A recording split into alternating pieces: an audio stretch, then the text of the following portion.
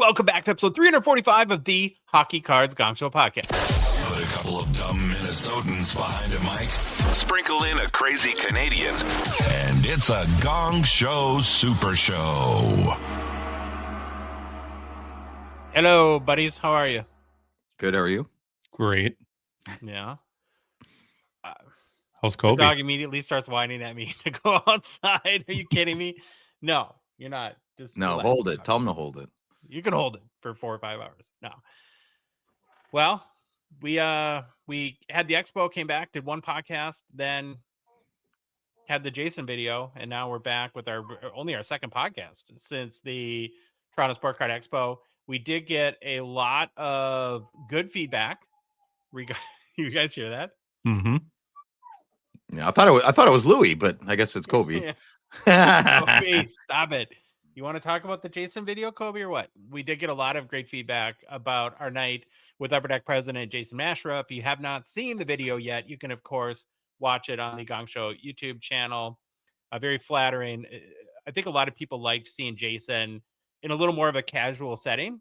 Mm-hmm. And as we mentioned even before the episode dropped, that he brought it. You know, he was engaged and opened up all of our questions. So it was, again, a great night. The biggest piece of feedback we've got, which I'll plant the seed right now, Jason, if you're listening or watching, is people want this to be an annual event. I would be down for that. What about you guys? Heck yeah. And I would also like to publicly apologize. I had a caffeine coffee before Mr. Mashra, Jason. We can call him Jason. I can call him Jason now. Before Jason arrived. So it was a little bit of a lot of me, and I apologize. So decaf only from here on out. And I hope we can do it again. That's a lot to ask though, once a year. Come over and hang out with us, please. Please. Is there anything that you missed or that you're kicking yourself right now that you guys didn't ask him? I wanted I had big questions for the authority. I wanted more questions about that. They're slabbing. Why pictures aren't taken off the I'm kicking myself left, right, and center. But that was a big one for me. The encyclopedia of images. I wanted that to be discussed about, and I completely dropped the ball on that. So I failed the hobby. I'm sorry. There was probably more we could have just went deeper into if we wanted to, but like with the pictures, like you were saying, Phil, because we touched on it a little bit, but we could have gone a lot farther into things. But there was a lot of things I know we all wanted to ask. And it was like, well, how long is he going to even be here? Stayed 4 hours. He stayed till almost 1 a.m. It was amazing. Yeah. Right. No one stays that long. Recording wise, though, we want to get as much as we could for people to just hear and see, laid back Jason. And, you wanted to ask what we could, and we didn't know how much time. I think we all would have dug deeper into some things, but. Well, we gave the public an hour, and we got 4 hours almost, right? Just under. So, I listen. All the important stuff I put in there. A lot of people walked in front of cameras. There was a lot of heavy breathing and sneezing and farting, and some things just couldn't be put in there. But the meat, there's no meat on the bone that was unchewed. Sure. It's all there. It's there. Anything that wasn't said was forgotten. There's no secret moment. Do you guys think we need a bigger house for next fall? Does Jason want a room? Is he going to be a chateau, bro? Could you imagine? I'll make breakfast. I make great breakfast. I make good breakfast. Yeah. You have never made us breakfast. Well, what have you done for me? Get out of here. You've done a lot for everything me. for you. Yeah, that's true. Really quick, Rip, we're going to start our updates and get into the show. We got a lot going on today. Holy moly. Rip Party 2. So all the U.S. winners packages have been sent out, and I've already heard from people that have received theirs. So glad about that. Phil, you're in process. You're at the final steps, right? To getting all the Canada ones out. Everything's packaged. Everything's labeled. I have no questions. So everything was done logistically. Everything is logistically sound. If you're listening to this on Monday, I probably should have been at the post office in the morning. I have a big day today, and getting to the post office is part of that day. So things should have been mailed. You'll listen to the next podcast. If there's any mistakes on my part, I will notify the good listener on our next podcast. But as of right now, everything should be shipped in Canada. Can I make one note on the Canada shipping too? Yes. So when we shipped everything in the US, it was very cheap in comparison. So we were able to ship, just to get the details out there, every package in the $4 to $5 range, and that here comes with Yeah. tracking. When Phil notified me that tracking in Canada at minimum is $25, I about had a heart attack. And we can't. This is a pro bono thing that we do for the hobby, and even shipping without tracking is very expensive as well. So the Canada packages, while they are being sent out early this week, I apologize that there won't be tracking with them, because honestly, it would be thousands of dollars for us to add tracking to it. So let's just all pray and cross our fingers that they get to you very safely. And if that upsets people, I apologize, but I hope you understand. And big shout out to Out of the Box. Thank you, Dan. One of the owners there. He helped me package this as cheaply as possible. So big fan. Nice. Big fan. Yes. Thank you. Fan. Thank you. That's awesome. So I have a little bit of a Reloaded update, kind of a sad one, but not too sad. Just a little bit sad. sad. It's sad. Yeah. We have been efforting to get the next version 3, edition 3. I don't know. We haven't named it yet. Out in early December was the target date. We were actually targeting December 10th for the 3rd edition of Reloaded. Due to things in the supply chain, we're ready. We're ready. Yeah. We know we just have an issue with the vendor that we use to package the boxes. Because remember, a big part of our transparency is we do not ever want to know what any card is in any box. And so they have an issue. They can't do it until early January. And so the next edition of Reloaded will come out then. One change we are making, though, which was based on feedback that we thought was pretty smart. Sticker autos. Yeah. No, never do that. We are going to move to more of like a case format. So it'll be 10 box cases. And we're thinking it'll be 250 boxes in there. So hence there will be, not a mass show, but it'll be 25 cases. And with that, we'll make sure that we'll designate a case hit for every one of those cases, just to make sure that we're, again, not knowing where anything is going to be on our end, but sort of spreading the wealth a little bit more evenly throughout the product. More fun that way too for the buyers, right? Yeah. Well, unless you're the guy that buys the last 2 boxes and gets a Gretzky patch auto and a Gretzky auto, which happened. You know. So I mean, it's kind of a kind of thing, but I did the 6-7. Jeez. But that was feedback we got, and so we thought that would make more people happy, and we're gonna try that. Phil. Yeah. Let us if anyone didn't catch Friday Nights with Phil. Oh yeah. Update us. Yeah, it was cool, man. So my friend Victoria hung out with us. She's a big TCG girl, Pokemon girl, but I know her, and she comes from a massive hockey family. Her sister, she comes from a very big sports family, hockey family. Her boyfriend collects hockey cards. So I said, listen, just come hang out. And she speaks the hobby lingo. She knows PSA, slabs, top loaders. She knows all the lingo, and she fit right in. She threw Dave a zinger, which was amazing. It was fantastic. So yeah, her and Dave got along really well. And like I said, her hubby Paul also collects. So she wasn't really a guest. She just came and hung out with us. And it was nice to have like a womanly vibe in there. We didn't do Black Diamond. I know it was released last week. I have to throw in the towel a little bit for the next couple of releases. I'm not buying Black Diamond. I'm sorry. So I bought Flagship, and out of the box matched it. And I gave away a box of Flagship Series 1. I'm not going to be buying a box of the cup either, so there won't be a giveaway. I'm a little I have trauma from last year. Great product. Probably your best chance to hit. That's your best pound for pound product to be an entrepreneur and hit the jackpot. I don't want that though. I'd rather spend $2,000 on something else, and that's a card, not the cup tin. So that won't be happening. A little too spendy for me. But overall, Friday went great. Next Friday, we're trying to get Alex on, who is one of the interviews today. If he can't make it on Friday, that's okay. We'll think of something. But I'm definitely going to be asking Victoria to come back and hang out with us, because she's been texting me since Friday, asking me about hockey cards. So I think she caught the bug. And nice. I asked her about, because the blue team is her favorite team. So I said, listen, you got to pick a player. If you're going to get into this hockey thing, you got to pick a team or a player and start to get into it. And I said, are you thinking of Matthews? He might be a bit spendy. And she verbatim said, he gives me the ick vibes, end quote. So Victoria's my new best friend. Yeah, she's thinking Matthew Nyes, good price point, and Godspeed, Victoria. So we'll see. We'll catch up with her in a couple of weeks and see where she's at. Mm-hmm. Okay, I got to make a quick mention for Gongshow, friend and partner GP Sports Cards, who is the official breaking partner, of course, of our show. You were just telling me, Phil, that heading up into, well, it's not this Wednesday, but the Wednesday after, we have 2024-25, the Cup coming out, and Grant has enlisted you to be chat moderator. It gets a little wild during Cup release day, hey? Well, that is an understatement. Listen, if anyone's bored on Cup release Wednesday, just pop in. I'll be there. Pop in a GP Sports YouTube channel.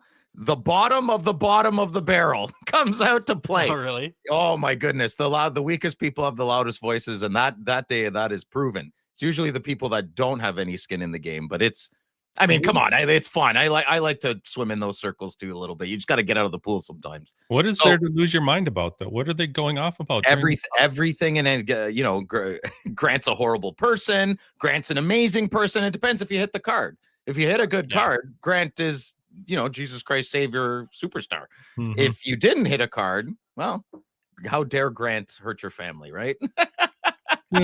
So one day a year I work for Grant. One day a year I'll work for him pro bono, and that is Cup release day because it is out of control and there's high emotions. Badge, or do you put one on while you're doing it? I'm always wearing the sheriff badge for Grant. Yeah. Okay. So I'll be in there. I'm not really a 3 strikes you're out kind of guy. Maybe 1 strike and you're out. We'll see. But come hang out. Lots of fun. The breaks are top tier. If you're looking to buy some cup breaks from GP Sports Cards, I would keep hitting that refresh button pretty quick, because the first few days of Cup release day, the Wednesday and the Friday, get bought out pretty quick. Oh, I'm sure they go almost instantly. And the website is gpsportcards.com. He forgot the S, I guess. I screw that up all the time. So just there's three entities, right? Total Sports is the store. Yeah, GP Sports Cards and GP Sport. Yeah, you gotta keep people on their toes. I guess that's amalgamation. Is that the right word? Do we want to amalgamate all this? Sure, that's a big word for you, so we're gonna run with it. Yeah. And then they're also the break on whatnot, but again, I mean that's the key, and I think they still have some Expo edition, maybe 1 or 2 breaks left there, so you can get those again at gpsportcards.com. And then if you have a collection to sell, Grant, hit him up on his Instagram. I'm sure he'd be happy to talk to you about that. Okay, lastly but not leastly, before we kick off our show, a reminder that our show, this show, the Hockey Cards Gongshow podcast, is a Patreon podcast. That means we rely on the support of listeners and watchers like yourself to help us cover our show expenses, produce more and what we hope to be better hockey card content, and then fund initiatives, even in a small way, to grow the hockey hobby.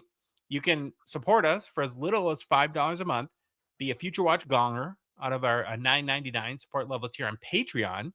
You get access to our Discord and can join our community there. I just had a powwow with Evan. He was the moderator for Rip Party, and he said it was pretty wild. I hadn't had a chance to check up with them. So you guys could swap sheriff stories, Phil, I'm sure. We do stuff like fantasy hockey, 5K challenge, I think, is coming back. We just wrapped up a scavenger hunt that I sent a box of Series 1 to the winner there. We have Behind the Bench, our Discord exclusive show. Is that coming back this week? Have you heard, Baba Louie? Really? Don't tell him. Your mother-in-law said what about your...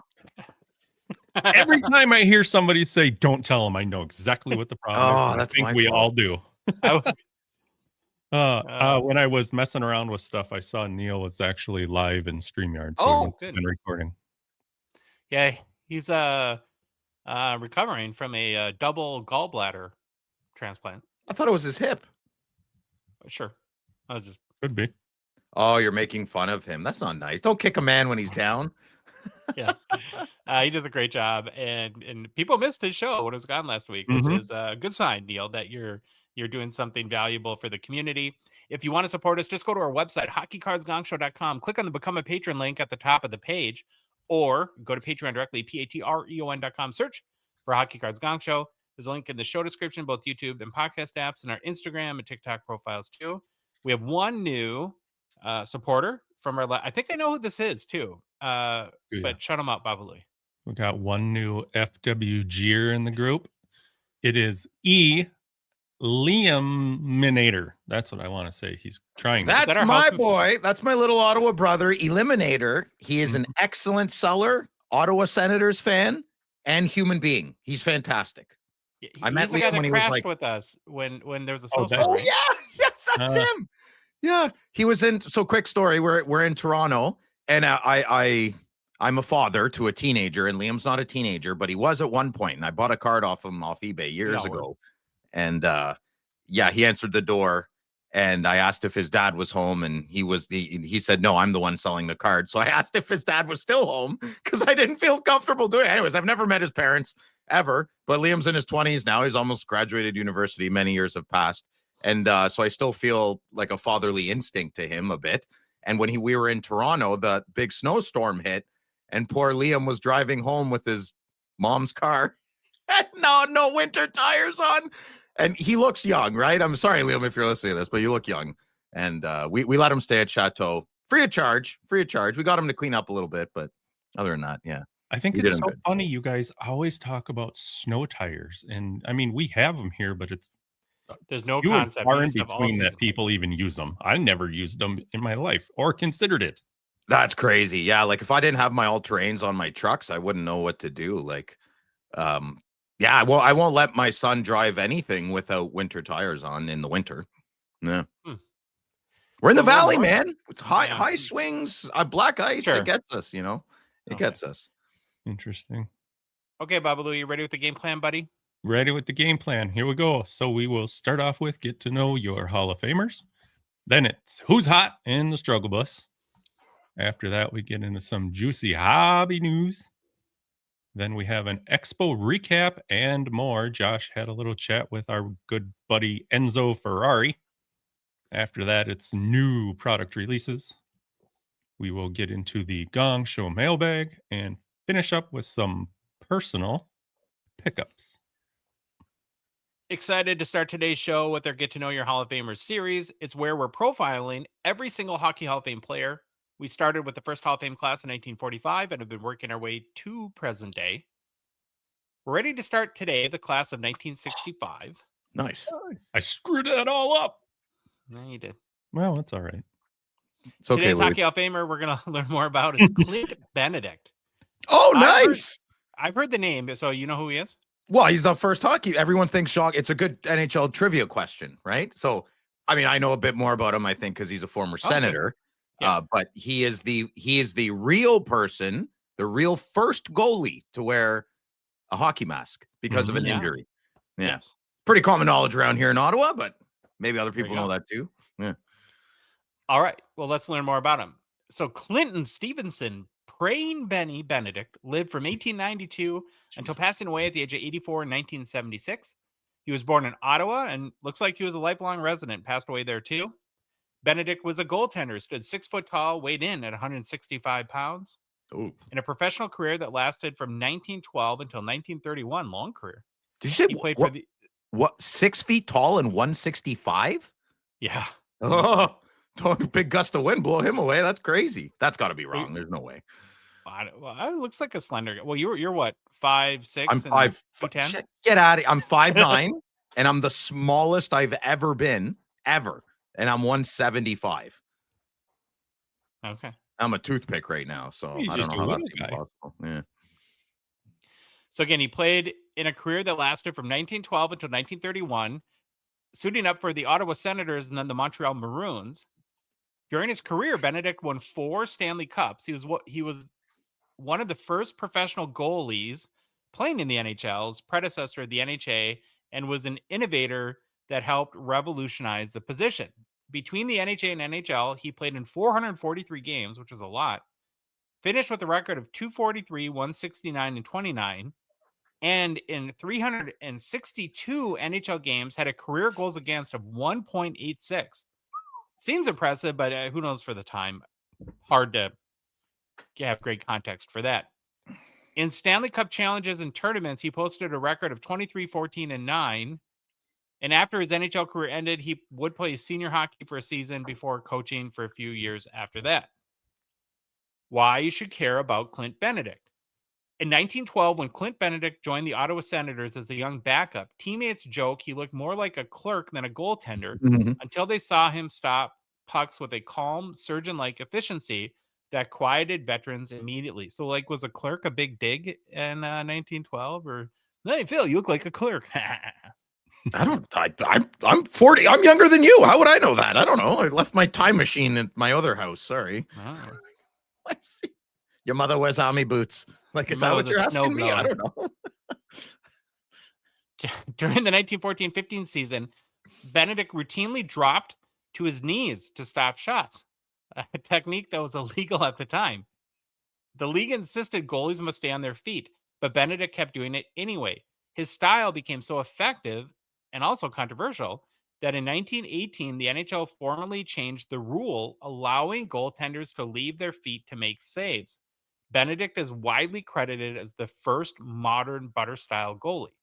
Butter style, eh? Yeah. Butterfly style. Sorry. Yeah, butterfly. Yeah, 100%. No salt added, or are we doing salt? Or I got thrown off that there was a line I read. I'm not going to read it again. You're like the newscaster. You're like the newscaster that just reads the prompts. You can put anything. Like, remember Anchorman? They're like, don't put that. Don't read it. I didn't write it. That out, Louis. There was a line that I wrote that it was inadvertently very funny, and I put all of my friends' mental pictures in there. Yeah, I'm gonna move on. Buttery mental pictures. Nope. Yeah, I'm lost with you, Louis. Nope. People can go back and listen. During the same 1914-15 season, reporters noticed Benedict sipping warm water between periods, claiming it helped him think faster. When teammates secretly swapped it with cold water, ooh, big joke there, he immediately spat it out and scolded them for ruining his calculations. That's okay. It's kind of quirky. I like it. In 1916, Benedict shutouts and his praying style, always dropping to his knees, led newspapers to call him Praying Benny. One journalist wrote, he prays for the puck to come and then sends it straight to hell, which Benedict kept clipped in his coat pocket. By 1917, with the NHL freshly formed, Benedict had already emerged as one of the league's top goaltenders. Asked if shots hurt, he delivered his classic deadpan. Only the ones that go in. Oh, that's a great answer. That's a good answer. Yeah. In Ottawa's 1920 Stanley Cup win, Benedict was so dominant that Montreal fans tossed newspapers onto the ice claiming anything had gotten behind him. His calm under fire made him the first big game goalie in NHL history. In the Senators' 1921 Cup win, Benedict posted a 2-0 shutout in the deciding game. When a reporter asked Ottawa how Ottawa pulled it off, he replied, we scored once, I stopped everything. Simple mathematics. I love this guy. This is great. Yeah. In 1922, Ottawa shocked fans by trading Benedict to the Montreal Maroons. One columnist wrote, they may as well trade the Peace Tower. Benny was the symbol of Ottawa hockey. Is the Peace Tower, is that in Ottawa? Yeah. Okay. Don't ask me which one it is. Sure. Why would you know? You've only lived in 1923, early in his Maroons tenure, Benedict began tinkering with lighter equipment. He even shaved padding off his blocker, telling teammates it made him more aerodynamic. They weren't sure whether he was innovating or losing his mind. This guy's he's like a crazy garage inventor, you know? I need some warm 100%. Water. He's like Doc in Back to the Future. Oh, yeah, Doc Brown. 1.21 gigawatts. How'd the puck go in? In 1924, Benedict's alcohol issues became a major problem. He missed practices, his performance wavered, and the Maroons suspended him for breach of training. Montreal nearly released him, and newspapers openly questioned whether alcoholism would end his career. The season became widely viewed as the beginning of the internal battle that affected him the rest of his life and later delayed his Hall of Fame induction to 1965, long after he retired. And that does kind of make sense because, you know, if we're following along so far, I mean, what a remarkable career. And he was early. I mean, he started his career in 1912. And it's like, why did it? We've talked about so many players from that era. And why did it take him so long? It seems like that part of his story stayed with him and affected his candidacy. 2 words: bad drunk. Mm-hmm. In the 1925-26 season, Benedict delivered one of the greatest playoff performances ever, backstopping the Maroons to a Stanley Cup. After the final game, he raised his stick in triumph, one of the earliest known goalie celebrations. In 1927, a blistering shot smashed into Benedict's face, fracturing his cheekbone and bruising his ribs. Doctors told him to sit out weeks, but he returned in primitive protective gear, starting the earliest experimentation with what would later become the goaltender's mask. And if you're watching on YouTube, we're looking at that right now. I'm sure it's better than your face, but that couldn't have done a lot. I think that is pretty good. Like you don't, for having nothing to something, that would make me a bit more fearless. And I also wonder, no one's ripping a Bobby Hull slap shot, right? In 1920, 15. No one's doing that, right? I'm sure it doesn't. The eyes feel would be good. the big issue. Like a puck could Yeah. still hit you square in the eye and you could go blind there. But I see your point. In 1930, after taking another shot directly to the face, Benedict debuted the first full face mask ever worn by an NHL goalie. Fans laughed and called him the masked outlaw. But after he posted a shutout wearing it, opinions quickly changed. Though he abandoned the mask later, he found it obstructive. He laid the foundation for every goalie mask to come. Late in the 1930-31 season, worn down by injuries, Benedict was still capable of brilliance. After robbing a shooter with a spectacular glove save, a fan yelled, "You're too old for that." Benedict shot back, "Well, then stop shooting like children."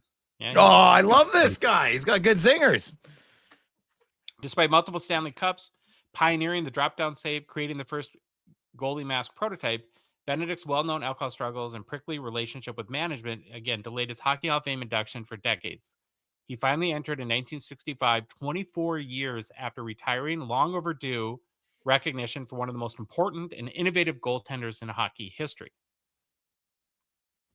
Looking at his hobby market, so again, his rookie card is in the 1912 C57 set. It's card number 3, and if you're watching on YouTube, the PSA 7 pictured is a high-selling copy, sold for $8,788 US in January of 2020. And Benedict would not have another card, though, till the 1923 William Patterson V45-1 set. It's card number 7. The highest seller for this card is a PSA 8, sold for $11,211 USD in January of 2020 as well. And then the next card is his 1924 Champs C144. Again, a plain days card as well. The PSA 7 high selling copy on YouTube sold for $1,375 US in October 2020. Somebody went on a big Clint Benedict run in 2020. Yeah. And then the last card we'll look at is 2022. Not 2022. Oh yeah, 2020. The last Clint Benedict card that we'll look at is a 1924 Patterson V145-2. If you're watching on YouTube, this raw copy is the highest seller, selling for $1,025 US in January of 2023. And that, boys, is your Hockey Hall of Famer, Clint Praying Benny Benedict. Good job, Josh. I like Excellent. this guy. Very proud of my Clint. Good. Yeah, can definitely see a lot of stories even existing till this day for that guy. We're at week 6 or 7 now, already in the 25-26 NHL season. Ready again to take a peek at who's hot and who's not, and who deserves the seat on the old struggle bus. Yeah. I'll kick off this week with my choice for who's hot. I'm a homer. Mm-hmm. Admit it. Jesper Wallstedt. Oh, what a great photo, Louis. Jesper Wallstedt there. He's been on fire since a disastrous 6-5 loss to the San Jose Sharks on October 26th, where he allowed 6 goals and just 25 shots, which is a paltry 0.76 save percentage, his worst NHL outing to date. Well, since that game, the once thought of as top NHL goalie prospect has responded with a 4-0 record, showing some mental toughness and bounce back composure. He stopped 131 of his last 136 shots in those 4 starts for a 0.963 save percentage, posted a 1.22 goals against across 245 minutes, recorded 2 shutouts, one against Calgary with 36 saves and one against Anaheim with 28 saves, earned additional wins over the Islanders, stopping 25 of 27 shots, and the Hurricanes stopping 42 of 45 shots, plus being perfect in the shootout. Mm-hmm. His performance represents roughly 8 goals saved above the expected, which is an elite number over such a short window. And the rebound is especially impressive because opponents included strong offensive teams in Calgary, Anaheim, and Carolina, amongst others. His post Sharks form has elevated his overall season line to 5-2 with a 2.22 goals against, 0.92 save percentage. And again, I get restoring some of his confidence, hopefully. And Wallstead is a 24-25 Young Guns PSA 10 pop, just 166, 36% gem rate. That's over $125 on November 20th. Now, to give you like an example of how that's fared since the start of his run here, if you could have bought this on October 23rd, so just about exactly a month ago, for $49, so more than doubled since then. So Takes goalies a while. I mean, he can be in his mid to late 20s before he starts getting a big look, well, they're so up and down. Yeah, you're not drafted in the first round if you don't have it. He's got it. He's just got to put it all together and mature, the maturation process, as they say. It's fun to see. We've been waiting for this for how long, Josh? Years. Jeez. Yeah. And it wasn't it the Oilers that picked 9 players ahead of Wallstead? Oh, wow! Don't talk a big game. He hasn't done anything yet. So he's playing pretty good. Our Gustafsson is your Wallstead, right? So that's why when we traded Gus the Bus, I was just floored. Like, what are you doing? That'd be like you guys just trading Jesper right now. Mm-hmm. Like, whoa, what? You're right, though. You can be prone to revisionist history, because I think after when you traded Gus Bus, the season prior to that, he wasn't super great, right? He wasn't as good as he was before. Yeah. But that's the name of the game, right? I mean, Patrick Roy was always amazing, but Martin Brodeur didn't play amazing every year, right? So there you go. Ow. Wow. Anyway, okay, who did you put on who's hot? I put Mr. Jake Gensel on who's hot for this week. This past week, it's felt like kind of a rebirth of Mr. Gensel. Not long ago, Lightning fans were wondering if he was ever going to find that next gear. His start to the season was okay, flashes of offense here and there, but nothing, screamed, he's an elite winger on our team. And then with those flashes, people are wondering, well, with this trade, we want to see the Pittsburgh Gensel, and hey, now who was he with in between? Did he go to Carolina? He went somewhere else, didn't he? Yeah, I think so. I think he was traded to Carolina and then signed a free agent after the season with Tampa Bay, if I remember correctly. Because to be honest, up until now, I really haven't even heard his name or even thought of him. So the past week, Gensel's gone from what we'll call a quiet start to a full-blown heater. And after a rough stretch, he did catch some fire. He put up 6 goals in his last 5 games. So now on the season, he's sitting at 12 goals, 9 assists for 21 points and at a +3. Finally, he's on a pace that is now reminding everybody of his Pittsburgh years. His shot volume exploded. Another hot topic with everybody that we pick seems to be the hot topic for everybody that we put on the Who's Hot. He's got 15 shots in his last game. So it tells me, in one game? His last 3 games. Oh, okay. Did I say last game? Sorry. Yeah. It's like, oh, geez. Sorry. 15 shots in his last 3 games. So that's, 5 shots. Not a master, right? But yeah. So, it's not luck right now. He's driving that offense for Tampa. And dude, he's crazy good. He's crazy good. He scored over 40 goals last year. He's crazy good. The only reason I know that is because my son loves him. And Jake Gensel's a pure goal scorer. He's one of the most underrated players in the whole league, I think. I agree with that. And it's just, I heard so much more about, it was always Gensel when he was with Pittsburgh. And then I haven't heard a lot with Tampa in the last, year or two now? This is the second year in Tampa? Because they have big boys on that team, right? He just adds to it. Tampa's terrifying. You know? Tampa terrifies me. I know Colorado is just lighting it up right now, but Yeah, but I guess he just Confused falls why in. Pittsburgh. Sorry, Lou, I'm just confused why Pittsburgh didn't want him anymore. well, what was the trade? Or no, that was not a trade. Sorry, but they just I don't know. You're moving on.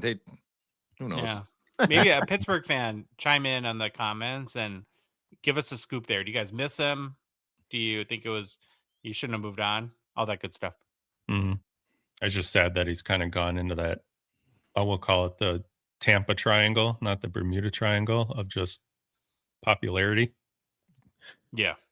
Anywho, he is a 2016 Young Gun, which happened to be in the 2016 SP Authentic update back in the day there.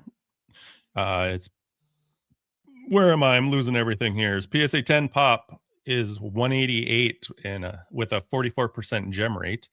And the card last sold November 13th for $112 US. Philip, who did you Hello? put on who's hot? Well, I got to give credit when credit's due. I know I've made some backhanded compliments before about Quinn Hughes because I'm a big Jake Sanderson guy, but there's no reason both can't be great. Okay. So after a modest start to the season, Canucks captain Quinn Hughes has gone nuclear over his last 5 games, boys.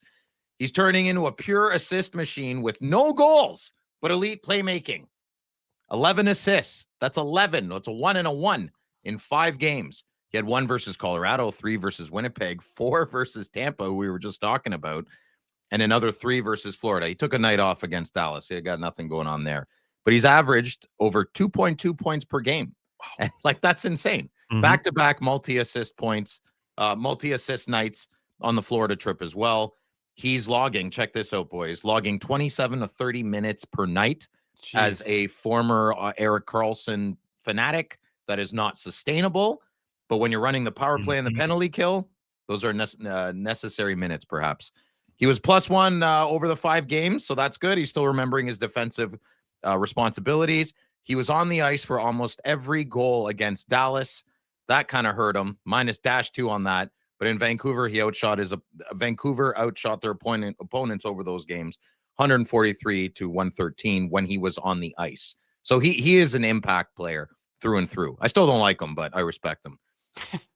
Before this heater of a run, he only had 1 goal and 8 assists in 15 games. So he's definitely turning it on. The offense runs through Quinn Hughes. When he's stacking 3 assists a night, Vancouver looks like a legit threat. Little scary. Quinn Hughes is a 2019-2020 Young Guns.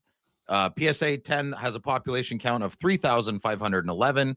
Last sale was for about $175 on November 22nd. So he's pretty liquid. And he's viewed as a top-tier #1 hobby defenseman. So this stretch just reinforces that. And go get your Quinn Hughes. Go get them while they're hot. Go get him. Why don't you marry him if you love him so much? Yeah. Well.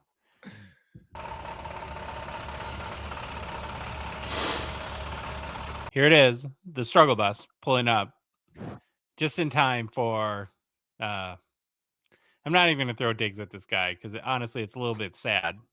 But I had to put Marco Kasper on the struggle bus. And we had talked about him a little bit last year, towards the end of last year, because very notably, as of when you go back to last season, after January 1st, so roughly the second half of the year, no rookie last year scored more goals than Marco Kasper. He was young at the time. Way. Yes. He had 13 goals in 36 games after January 1st. And a lot of steam. He was, I think, like Detroit media named him the states or cities rookie of the year for all sports. And there was a lot of hype, at least regionally, for him coming into the year. And, expecting him at going from rookie to second year, 20 years to 21, and kind of taking that next step. Well, things have not gone great so far in 25-26. In fact, it's been pretty brutal. In his last, I think, 9 games, he's got 0 points. And on the season, in 22 games played, he has 3 goals, 0 assists for 3 points, and is a -10. Is that good? Seems okay, yeah. Not bad. Is it average or? Well, for a Senators player, maybe. But oh, you're so funny. I have nothing but compliments and respect for you guys and your teams and everything, and you guys just throw because you're lazy. You don't know what else to do. Why do you say you guys? You guys. One person's talking. What? Guilty by association, Louis. Damn it. I guess as you can expect, there's been quite the crisis of confidence for the young Marco Kasper. Again, if you're looking at the articles, it's like gotten to the point of past criticism where I think now everyone's kind of just feeling sorry for the kid. Like he's been asking advice from coaches, teammates, and it seems like the organization is working hard to keep his spirits in as good a place as they probably can be. So Andrew Kopp, a Red Wings player and teammate, had this to say, I think the other day. I think he's going to be just fine. He might be going through it right now, but we still have a lot of faith in him from game to game. He could score a hat trick tomorrow and we could all move on from this conversation for the rest of time. But it's a weird league. One game can make the change, and we all have to have faith, and we all have all the faith in the world in him. So, hopefully he figures it out soon. You never want to see a young kid go through something like this, but if you get on the wrong side, it's kind of like pain after surgery. If you get on the wrong side of the pain curve, it can be hard to catch back up. And I think a lot it's very similar with confidence, right? And that's where what was it that you see like in baseball, like when The yips. the yips, like Chuck Knobloch couldn't throw the ball to first base again for the rest of his career. It's a brain worm. It's not good. It breaks you down. That being said, with 3 points in 22 games, you definitely have a seat on our struggle bus.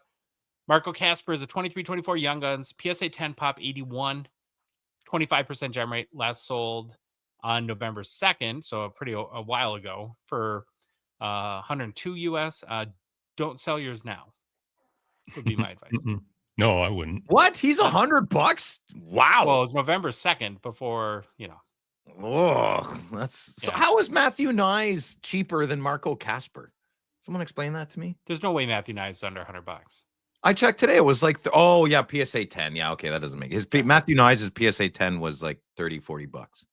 So I guess his PSA 10 would be a lot more.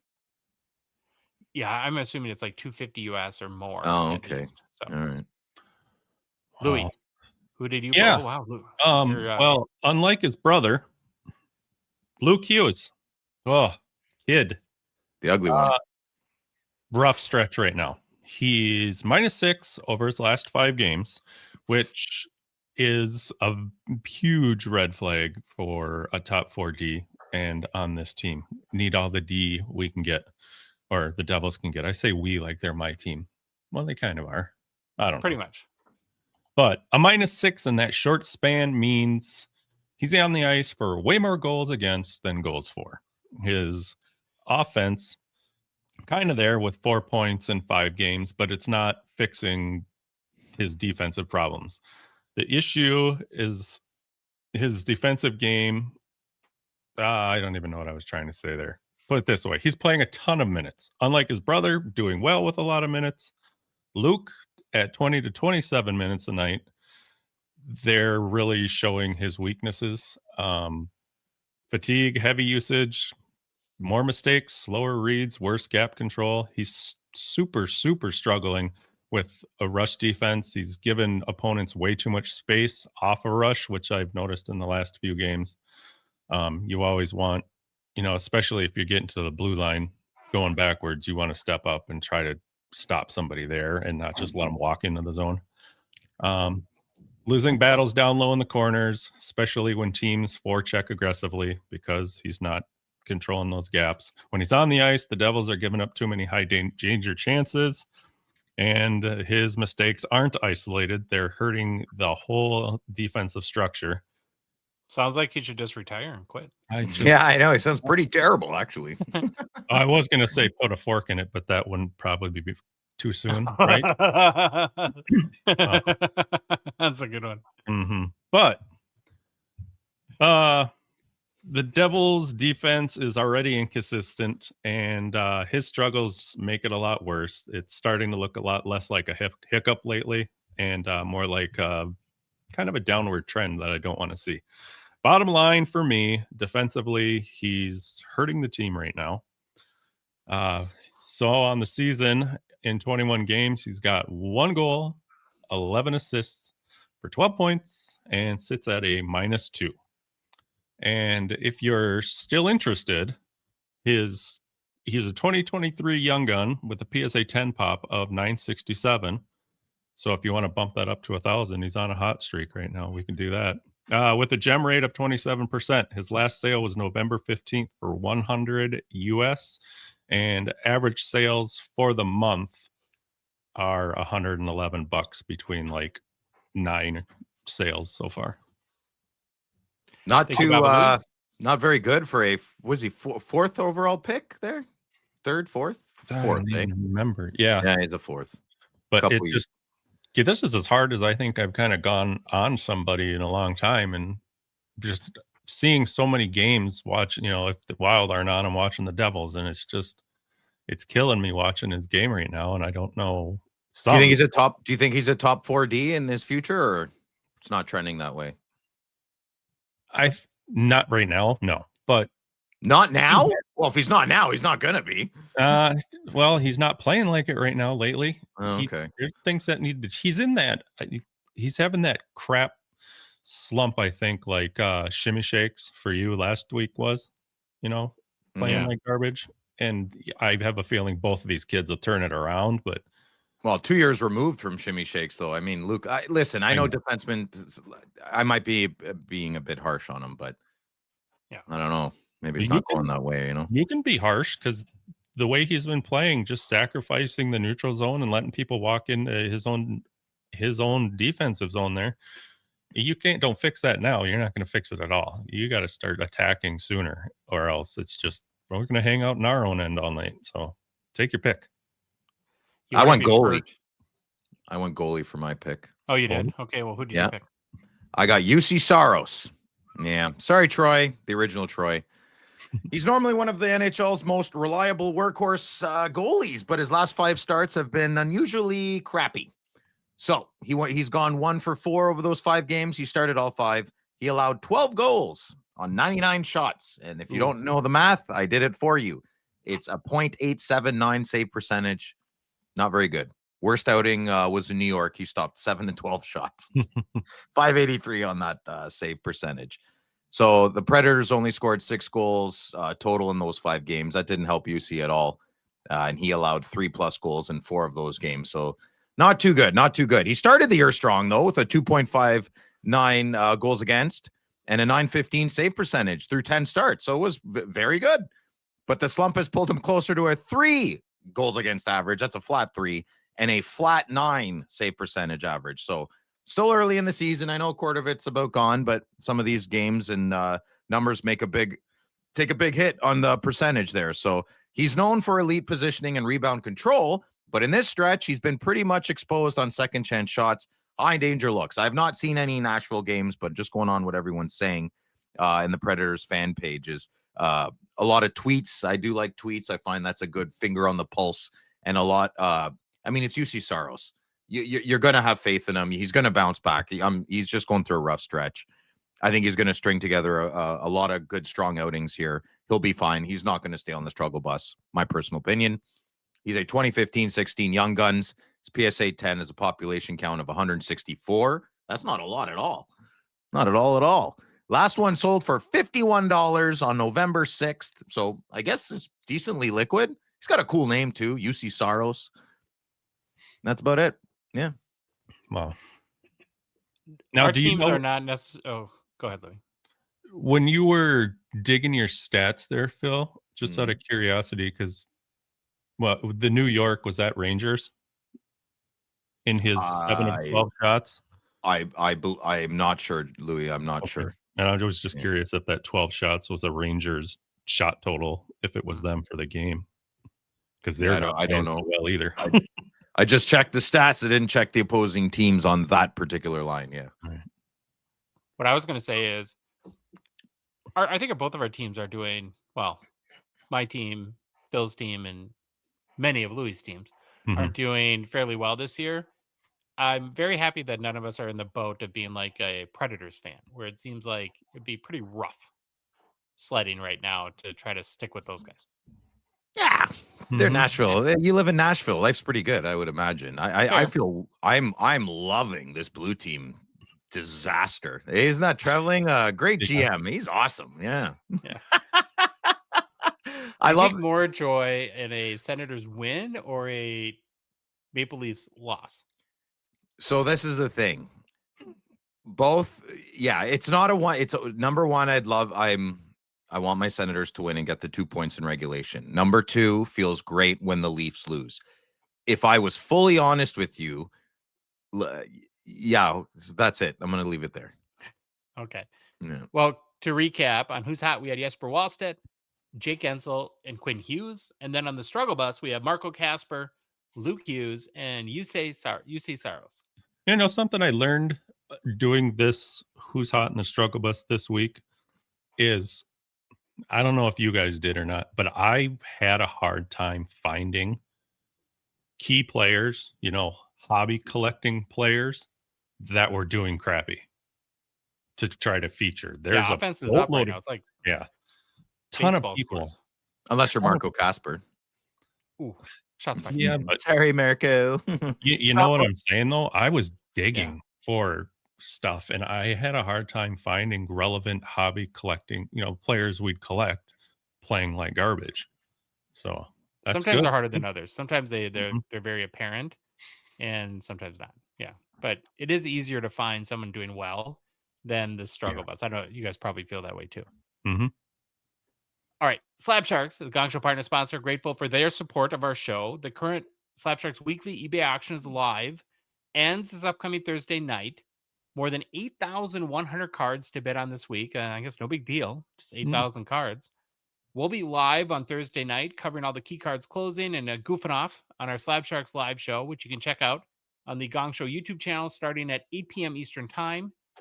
And Slab Sharks, in my mind, has really become the premier weekly hockey auction. We, as in us, the Gong Show, we're helping Americans get their cards into the auction each week as we're the official U.S. submission center. All you have to do is send your cards to us, to our P.O. box, or if you want to do FedEx or UPS, we have an address as well. And there's no stress, no hassle, no pain and misery of international shipping because we have our very own Baba Louie who loves pain, hassle, and misery. Love it. And it doesn't just have to be hockey cards. Like one of the things, Phil, because we get to see them all come in, that you probably don't even notice or you wouldn't have the opportunity to notice is we're getting a ton of Pokemon cards. Oh. Slapsharks has a graded, I think it's high payouts through the end of the year still on that. We're seeing baseball cards, football cards, all that sort of stuff. So again, Slapsharks is a great service. They make life pretty easy. And so if you want a convenient way to consign your cards on eBay, we're happy to help you do that. So I for sent complete, oh, go ahead. You finish that. Then I'll okay. talk. I was just going to say for complete consignment information, including payout rates, check out slapsharks.com and get the process started today. Now, Louis. I sent in, I think this is going to sound stupid. I think it's the baseball card though, but I actually sent in a non-hockey card. I had that famous 1990 score, Bo Jackson with the shoulder pads and the bat. Yeah. I love that card. I sent that in because it was an 8 and I just Mm. decided if I wanted a better one. But yeah. Isn't that card like $1? I have no idea. I think in PSA 10, I know in the pandemic it went like crazy, like everything else, crazy high, but I'm not sure what it's going for now. Oh, with Bo Jackson with the football pads on and the baseball bat behind his back. Yeah. I mean, I'm curious to see what your card ends at. Oh, it did. I already sold it. It went for 35 CAD and an 8. Oh my God. Well, when Dave comes over to my house, he has a mission. He's going to find all the old cards worth money. We're going to split it 2%, 98%. He's pretty prickly, like when it comes to autos, and I don't think he'll sign that card. I don't think he likes it. Bo knows autos. That's why. Knows autos. Yeah, Bo knows. Bo knows. It's a Jeep thing. That was my favorite book growing up. The Bo knows autobiography.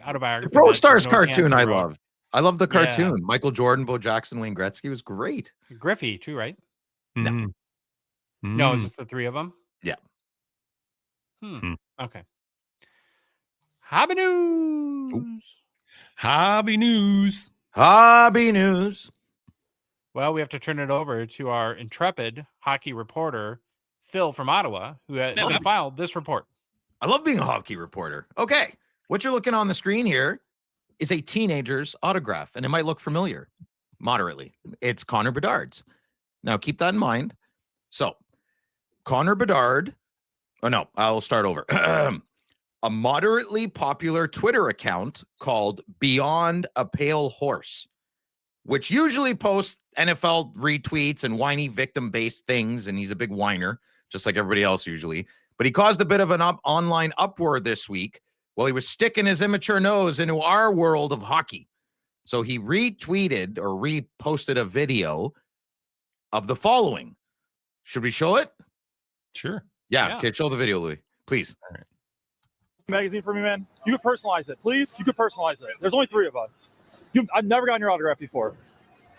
You could personalize it. Can you pause it, Louis? So I'm sorry, I should have prepped it up. So what the voice you're hearing right now is an adult male following Connor Bedard around on the street with his friends they're clearly just being kids. This looks like my son just hanging out with friends. That's all this. And you can tell the grown man is asking for his autograph. Okay, go ahead. Magazine for me, man. You could personalize it, please. You could personalize it. There's only 3 of us. I've never gotten your autograph before. You could personalize it. We gotta go. Please.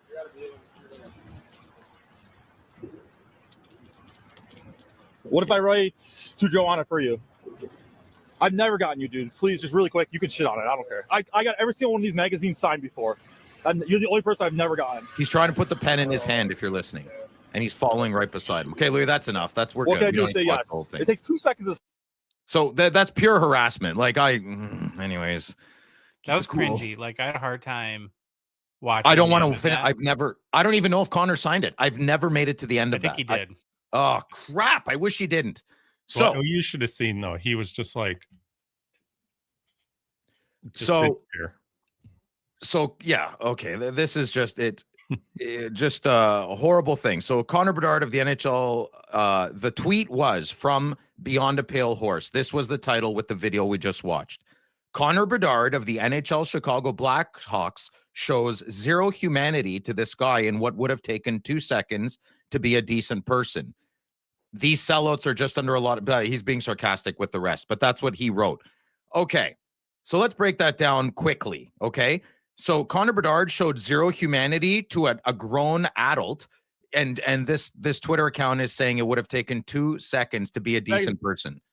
As a decent person and a father, I'd like to think, I think you're allowed to ask once, maybe twice. And as an adult, I probably wouldn't ask at all. And on the 3rd, 4th, 5th, 6th, and exponential times, that's harassment. And someone should have slapped that guy. I know maybe that's harsh, but you're a grown man harassing a teenager. What is wrong with you? And we do live in a world where this account, Beyond a Pale Horse, if you look at the account, you can tell the person is younger. And this is the mindset we've taught younger youth, right? The bad guy in this video is Connor Bedard. That's unbelievable to me. And that we're in big trouble here if that's social media right now. But my take, you guys can have yours after. Leave Connor alone. If you asked once, fine. He's a public figure. He's famous. Ask him once. If he says no, that's cringy enough. But 2, 3, 4, 5 times, leave Connor alone. And that's about it. I just thought I should bring that up to attention because it was very awkward and horrible. Horrible. You know, what do you guys think? Super cringy. Yeah. And another thing I'd like to point out is if you're a guy who just wants his autograph, why are you also shoving a camera in his face and recording the whole thing? Because you're a bad actor. You're hiding something. We know why. Try to get a gotcha moment, right? Exactly. And make him look bad. He is under no obligation to sign any autograph for any person at any time. Now, it sounds like, too, from everything you read, he's like very generous when it comes to kids and stuff like that. I think what people fail to remember is that there's these it's a job for these adult, some people call them like autograph hounds, however you want to term it. And that a player like it's the also thing that when a tweet is set up like that, it positions like this is the only time it's ever happened to Bedard. It probably happens 6 times a day. And think about your own life. Think about, how your mood goes up and down. You have good days, you have bad days, you have days where you're stressed, you have maybe, you have something going on, maybe you have girlfriend trouble or whatever it is. And to constantly be having people hounding you for that is, he's a human being. But the part that really bothers me is the persistence of it. He said no. He said, I have a meeting in like 2 minutes. I'm just trying to get back. Maybe he just went to Jimmy John's with guys from Who the gives a team. maybe you had to take a dump.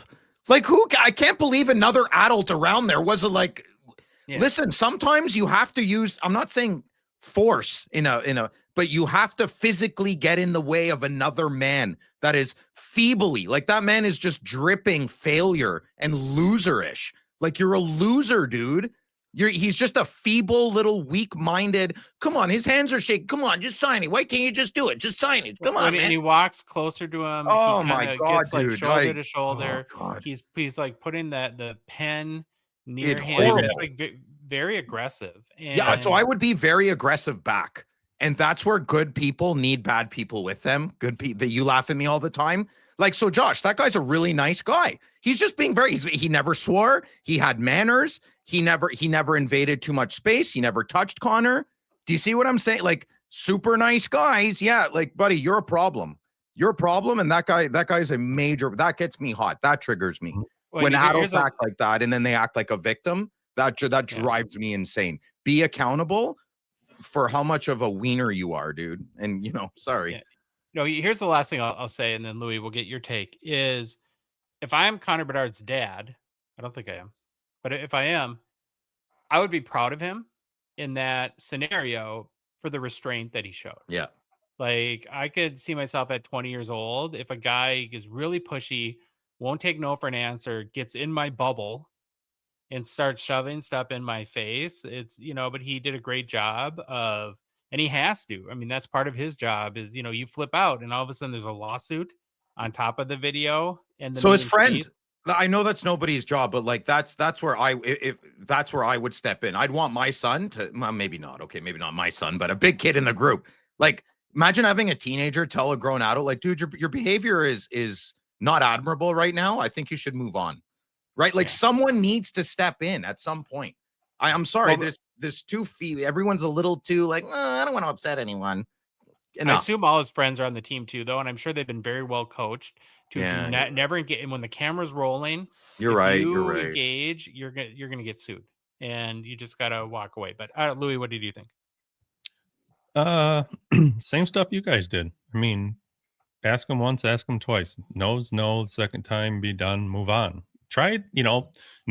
Now you got yourself a crap scribble on a magazine, and if you might have just left after you asked him the second time, he said no and tried it again later, maybe you'd really gotten what you wanted, but you needed something right now. You kept pestering.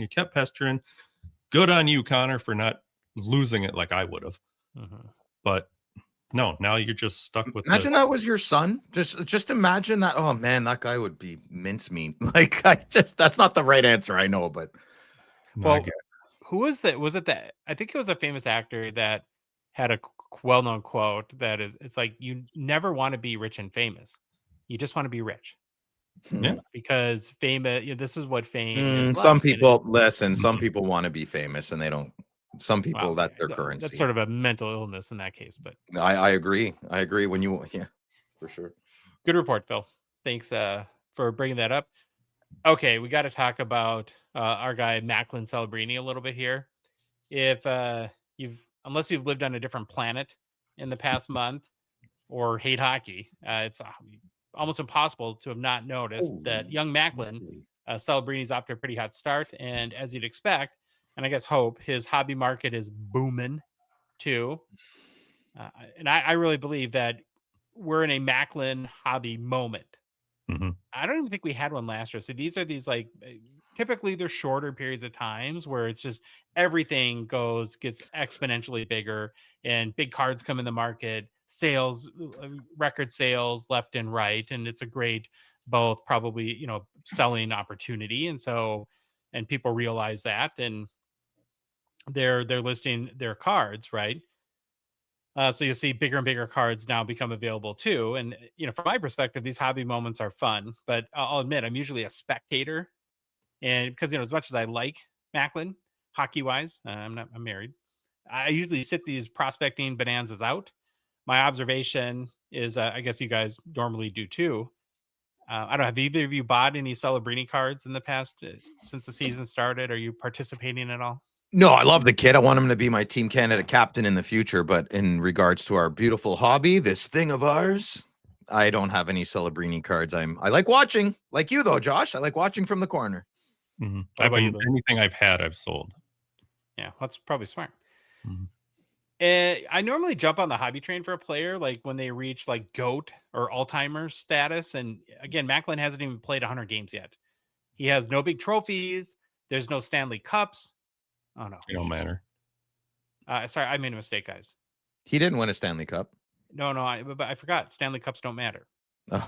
Oh, you're still Jesus. Do we have to start the show over? No. Welcome back to episode 345 of the Hockey Cards Gongshow podcast. Oh. All right, we'll keep going. So, well, okay, now let's look at, so how did we get to this point, right? We're in this Celebrini hobby moment, the first hobby moment of 25-26. In 22 games, he has 13 goals, 19 assists for 32 points, and is a +3, which puts him for his short career now at 92 games played, 38 goals, 57 assists for 95 points. He's still a -28, but it's improving.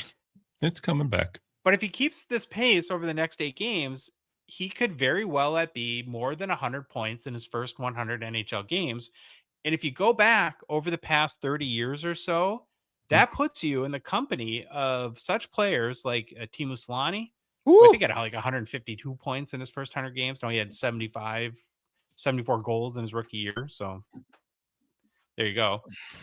Crosby, Ovechkin, Malkin had more than 100 points in his first 100 games. Peter Forsberg, Pita. And our guy, Dalada Bill Carrillo, had 112 points in his first 100 games. So again, pretty good company. And of course, the hobby has responded. These stats are pretty mind-blowing. So since the start of the NHL season, we're just going to go back to October 1st. 6,263 Celebrini cards have sold on the public secondary markets. The only players with more cards sold than Macklin Celebrini since October 1 are Wayne Gretzky with 9,222, Sidney Crosby, who again has had a big resurgence this year, 8,160, and then Bedard at 7,658.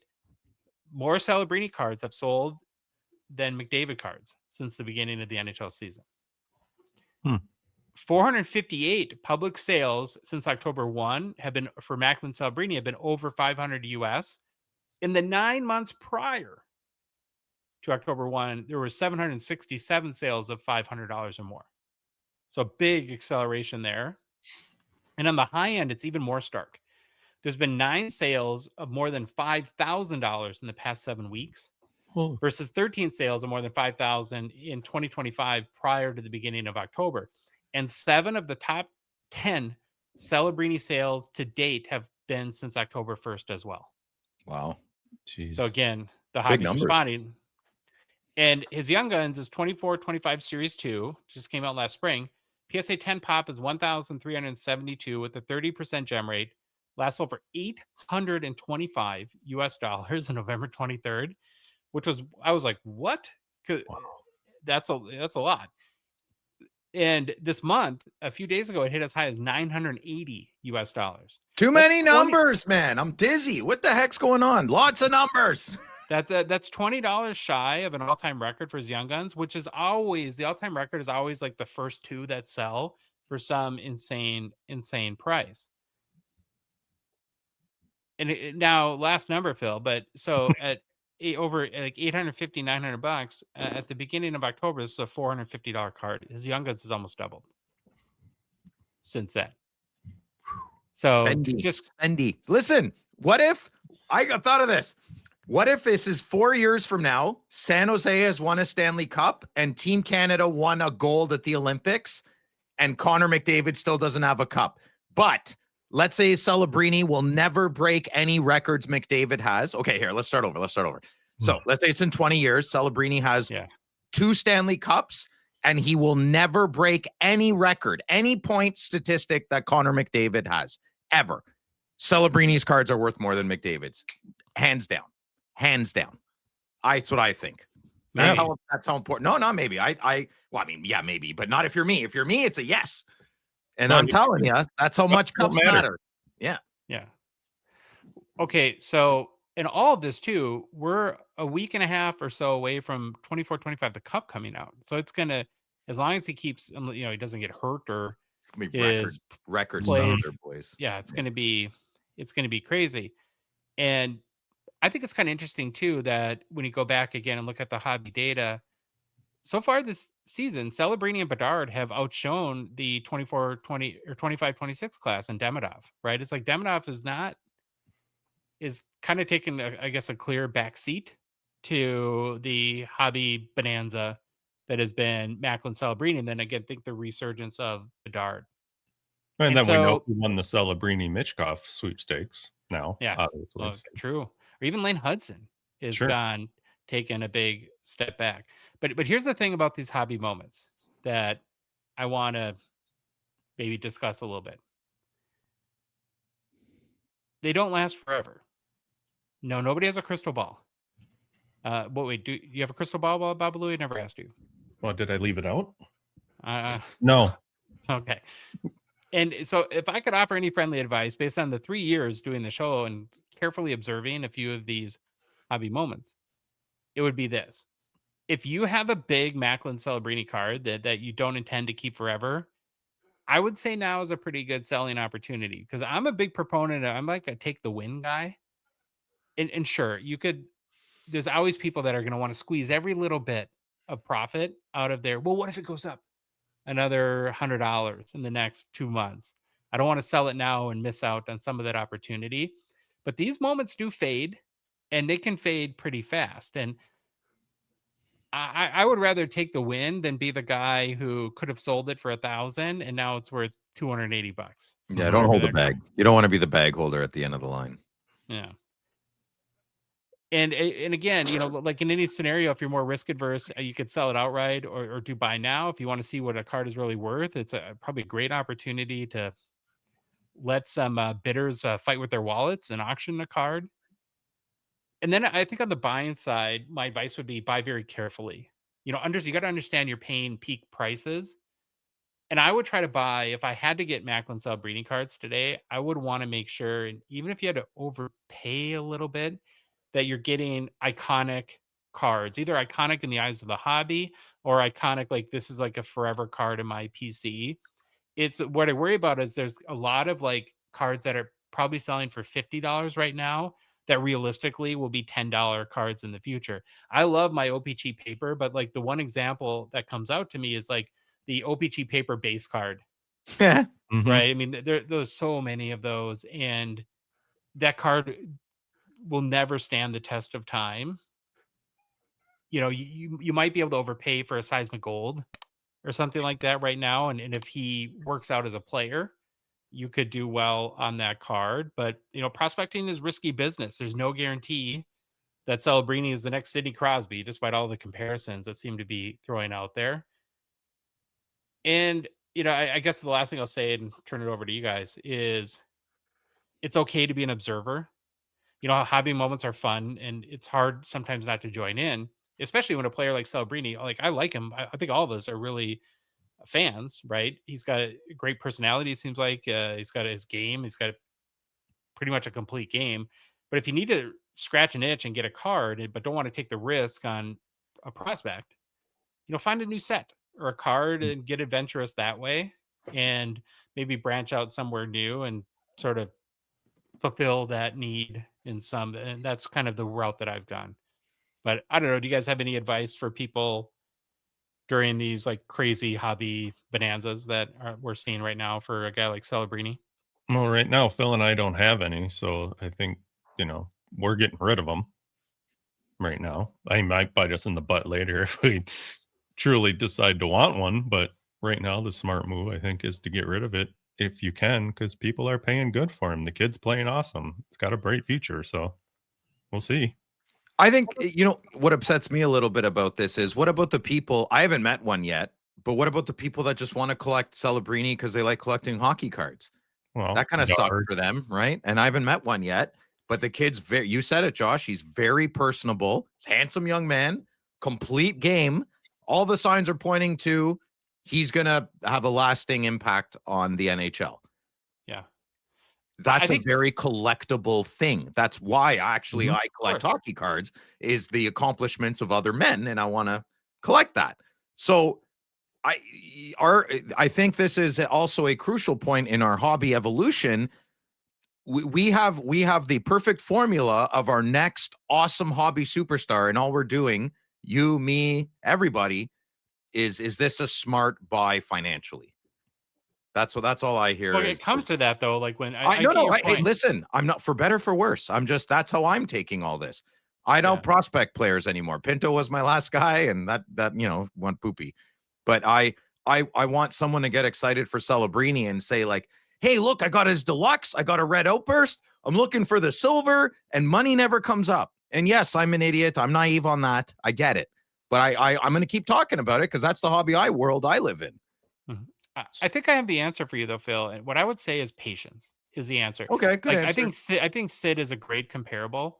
You go back over the last 2 years, there's been periods where Sidney Crosby cards have been like, we've said, why are Crosby cards like half of Ovi's cards? Yeah, as all the attention was on. Very grateful. Exactly. And so even if Celebrini has the career that Crosby does, there will be periods where there's there's Gavin McKenna, or there's some other Scooter McCutcheon or some other guy that is taking the league by fire, and it's about when the attention goes away from your guy. That's probably the best buying opportunity, not when the microscope of the hobby is clearly on your player. But there's levels. There's levels on that ladder up, right? If there's 3 ladders up for, like, Makar didn't just peak like that. I mean, he kind of did, but you up 3 steps, down 2, up 3 steps, down 2. There's levels to this game, bro.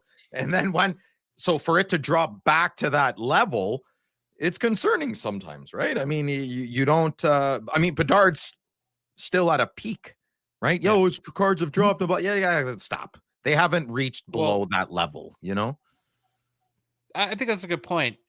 You're also like a dollar cost average guy. And that's kind of the way I look at players like Celebrini. Like, I could see myself 5 years from now being a big Celebrini collector. My preference, though, is to wait instead of prospecting on 5 guys that I get excited about and getting screwed financially on 4 of them and working out. I would rather just wait, find the guy that, I think fits my long-term collecting objectives, knowing that I probably could have got his cards cheaper 4 years ago, but I would have bought 3 other guys too and gotten killed on those guys. And I'll overpay at that time for knowing that he's already reached the career level that I, it's a safer bet. So, and you're spending a bit more financially, but the calmness in the brain wins there. That's good points. Or saving overall by just not prospecting, and when you don't prospect, you don't lose on, because most of them never work out. Yeah, I'm done with that crap. Like, I can't do that anymore. Yeah. Okay, so there's a part 2 to this, and I rattled off a whole bunch of numbers on really big sales, and some really, really big Celebrini cards have moved in the past month. One of them is the card on our screen, which took me off guard. It's a Patch-tacular sale from 24-25 Premier, and it was in the past week. And it's a chess logo 101 that sold for $10,788 via Slab Sharks on November 13th, was paid for. It's by far the most ever paid for any Premier Mega Patch card, or Patch-tacular in the case of their rookie cards.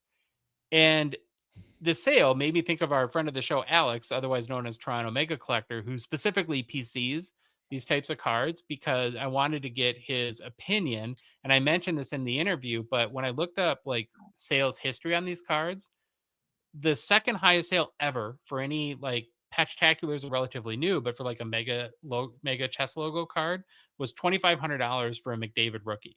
So we go from 2,500 to 10,788. That's a big jump. And Alex was kind enough to join our show the other day. So here's my brief conversation with Alex about the sale and maybe what it means to people that collect these cards.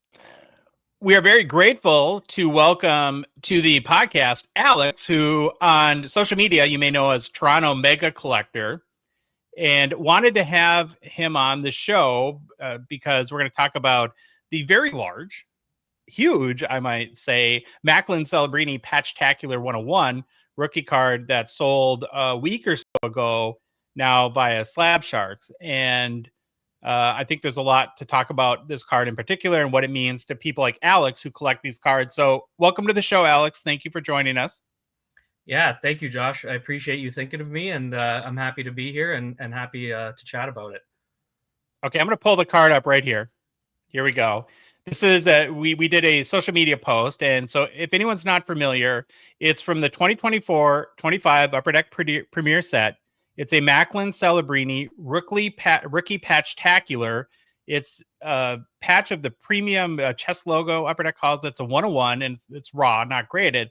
So for $10,788 US on Slab Sharks, I think it was the 13th, November 13th. The date is wrong there. Put the wrong date there. Now, what was your initial reaction when you saw this? Yeah, I mean, my initial reaction was that it was pretty insane. Like, that's an extremely high price for something like this. And I'm a huge fan of memorabilia cards. Personally, I collect kind of a lot of patches and stuff like this. But yeah, I mean, this is, I'd say a big outlier, maybe is a good way to describe it. Yeah, I think there's a lot of things going on here. Obviously, we're smack dab in the Macklin Celebrini hobby explosion, so that has to factor into it. And I guess maybe for a little bit of context for people too, when I did research through Card Ladder and I tried to get context around this sale, you may know differently. All we can see are public sales, but I found like prior to 2024-25 premiere, that Patch-taculars were on the high end, we're going for about $1,000, maybe $1,200 US. And then I guess sort of their non-rookie cousin, the Mega Patch, the high sale I could find was a 15 McDavid chess logo. Now those are out of 20, and that went for about $2,500. But obviously Connor McDavid is way more accomplished at this point than, so you have to sort of do the calculus and figure out where everything lands. One of the questions I had though is, how new is the 101 version of these cards? I feel like it must be fairly new to the set. Yeah, so I think if we even take a step back at just making a distinction of the subset itself. So like the Patch-tacular rookies are a pretty new subset in general to Premier. Okay. So they only came out maybe 3 or so years ago, give or take. I could be wrong, but the mega patches, which you alluded to, and that's something that I personally collect pretty heavily, and I've been collecting for a long time. Those have been around since 2014-15 premiere. So the first thing that I think about with the sale, and the reason that it's kind of crazy to me, is the Patch-tacular Celebrini here, which is a rookie, obviously. Celebrini also is in the Mega Patch subset, which is also a rookie. And like you mentioned, the McDavid from 2015, McDavid's rookie year, there was no Patch-taculars back then, but the Mega Patches, all of the Mega Patches are game used. So the first key point here is that the Patch-taculars are not. Like, they're player worn jerseys, they're, I don't know, photo shoot, whatever you want to consider it, but they're not game used. But Mega Patches have always been game used. Every single one that's come out since the first iteration of Mega Patches, including rookies. So McDavid in 2015, Matthews in 2016, even Kaprizov, for example, in 2020, more recent ones, and Celebrini this year are all game used cards, but this one's not. So that's the kind of initial reason why this kind of doesn't really make sense to me. So in terms of the numbering, your question was, on the 1 of 1. So the Patch-tacular from kind of what I see is there's different variations. So there's the out of 25, there's 1 out of 5, and then there's the 1 of 1. There's not a huge distinction on like where the cuts are from. So this one is a chest logo, obviously. It's what I will say is I'll give Alberta kudos that it looks like they purposely chose the cut for the 1 of 1 and made it a nice patch, which is great. It's not a napkin patch. It's a it's a premier Sharks patch for sure. Exactly. However, if you look at the out of 25, even other players on the checklist, there are also chest logos, and there are also pieces that are amazing cuts. Like, for example, I've seen some Blackhawk ones where it's 7 colors from the top of the headdress, and you think, well, that could easily be a 1 of 1, but like it's on the out of 25. So, how much weight does it being a 1 of 1 carry when there's almost not much of a distinction between what they're actually using for the card? That was one of the first things I thought of with that, which is kind of odd, I think. I saw a sale this morning too, where an out of 5 sold for 3,200, and so again, that it seems like sort of almost in line, I guess, what you would expect with this price for a 1 of 1. The other thing that I noticed too, in looking at sales, is that there's a clear bump when it comes to the 24-25 rookie class, where of course you have Lane Hudson as well, you have Mitchkov, you have an emerging Cutter Gauthier. What do you think? Do you think that that's kind of what's sparking this? Is that it's just the strength of the rookie class, the timing being at the start of the season, where you have Celebrini, who's had as good a start as you could imagine, or is it the booming sports card market, or kind of everything coming together to make this happen? Exactly. And that's part of what I was thinking about when I saw this too. So I feel like there's different kind of pieces of the puzzle here. So the first piece, which we've touched on a little bit, is the actual card itself, the set itself. Let's call it the value or the provenance or the history of, premier subsets. Again, like being a kind of a jumbo patch and what the card is. And then there's the player and the rookie class. And then there's kind of the overall market. And I think for this sale specifically, that is actually playing a massive factor, because I was looking at sales of just other Celebrini cards, and they're insane. Like the hype. Yeah. I actually posted it on my my story a couple of days ago that this price, in my eyes, is factoring in Celebrini as a Hall of Famer with 3 Stanley Cups and 1,000 goals. Because if you're looking at other players and kind of what their cards go for, who are current superstars or even legends, like it logically doesn't make sense to me, the value of this sale. So that's one piece of it. I do think the player, like Celebrini specifically, this is like the hottest hype I've ever seen for a player in a while. Like, I think this is crazier than the Bedard hype right now, based on, even look at the sale you guys covered with the dual shield. That was like unheard of. And that's a whole nother conversation. Another player worn memorabilia there too. Player worn, like, we won't get into that card, but like dual shields have never been as popular as solo shields, and it wasn't signed either. Like, again, there's so many factors and attributes that don't make sense to me there with the relative value.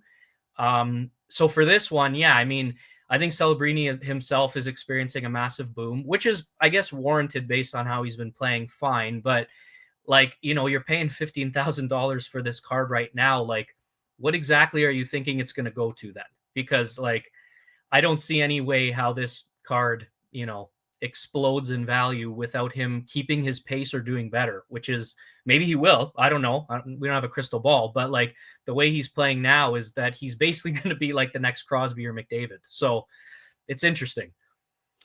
Yeah. And I think that a lot of that comes down to just sort of the general difference between people that prospect and people that have a harder time seeing the value in that, because you're paying on potential versus you can get probably the greatest Teemu Selanne card ever, buy it 4 times for 10,000. Well, maybe that's a hyperbole, but just again, and if Macklin Celebrini had Teemu Selanne's career, I think people would do cartwheels over that in exactly. San Jose. So, there it goes.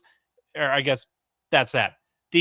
What I'm interested though in really getting from you is, as a guy who collects cards mainly from Premier, and how do you digest something like this, where like, as far as, is it a good thing or a bad thing? I can see on the bad side, it probably will make all the cards you want a little bit more expensive going forward, especially if this trend continues.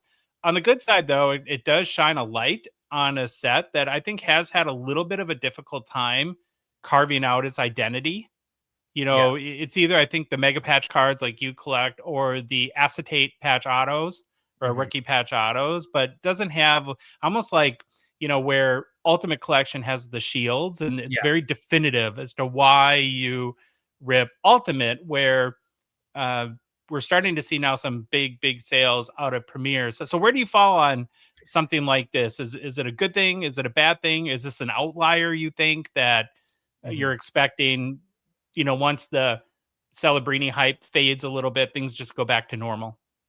Yeah, it's a good question. There's kind of a few different things entangled there. So I guess starting out at a high level of it being a good or a bad thing, like I've always been a proponent of, strong sales in the hobby, and like anything that's going to grow the hobby, in terms of value, I think is good for everyone in general. So like, I don't like hating on sales that are high for that reason, because I think overall that's a positive thing in general. Now, you do have the flip side where, okay, you see this and it's like, well, now does it price people out of things?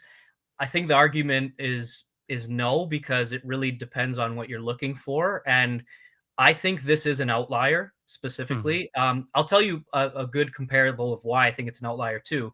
Elaine Hudson, I'm not sure if you saw, the 1/1 Patch-tacular sold very close to this one, like within a few days, for less than 1/5 of the price. Yeah, I saw that. It was 2,000 US, so that was at about 3,000 CAD.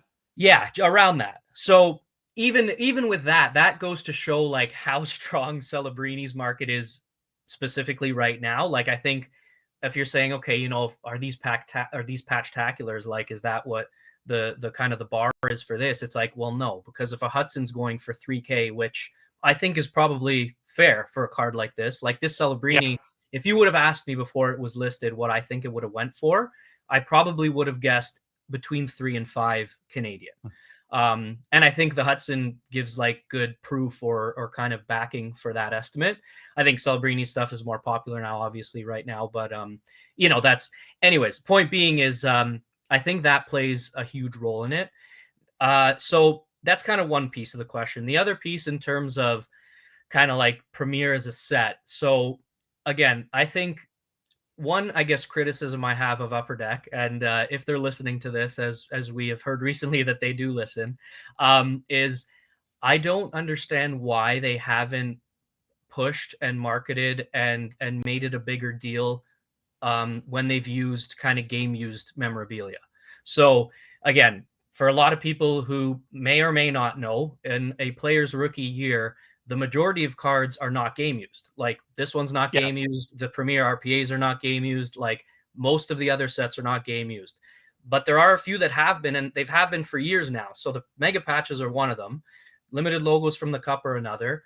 I believe notable nameplates for a cup might be the third. So those are the three main sets, let's call it, for the last 10 years where they've been using game used memorabilia in the rookie year.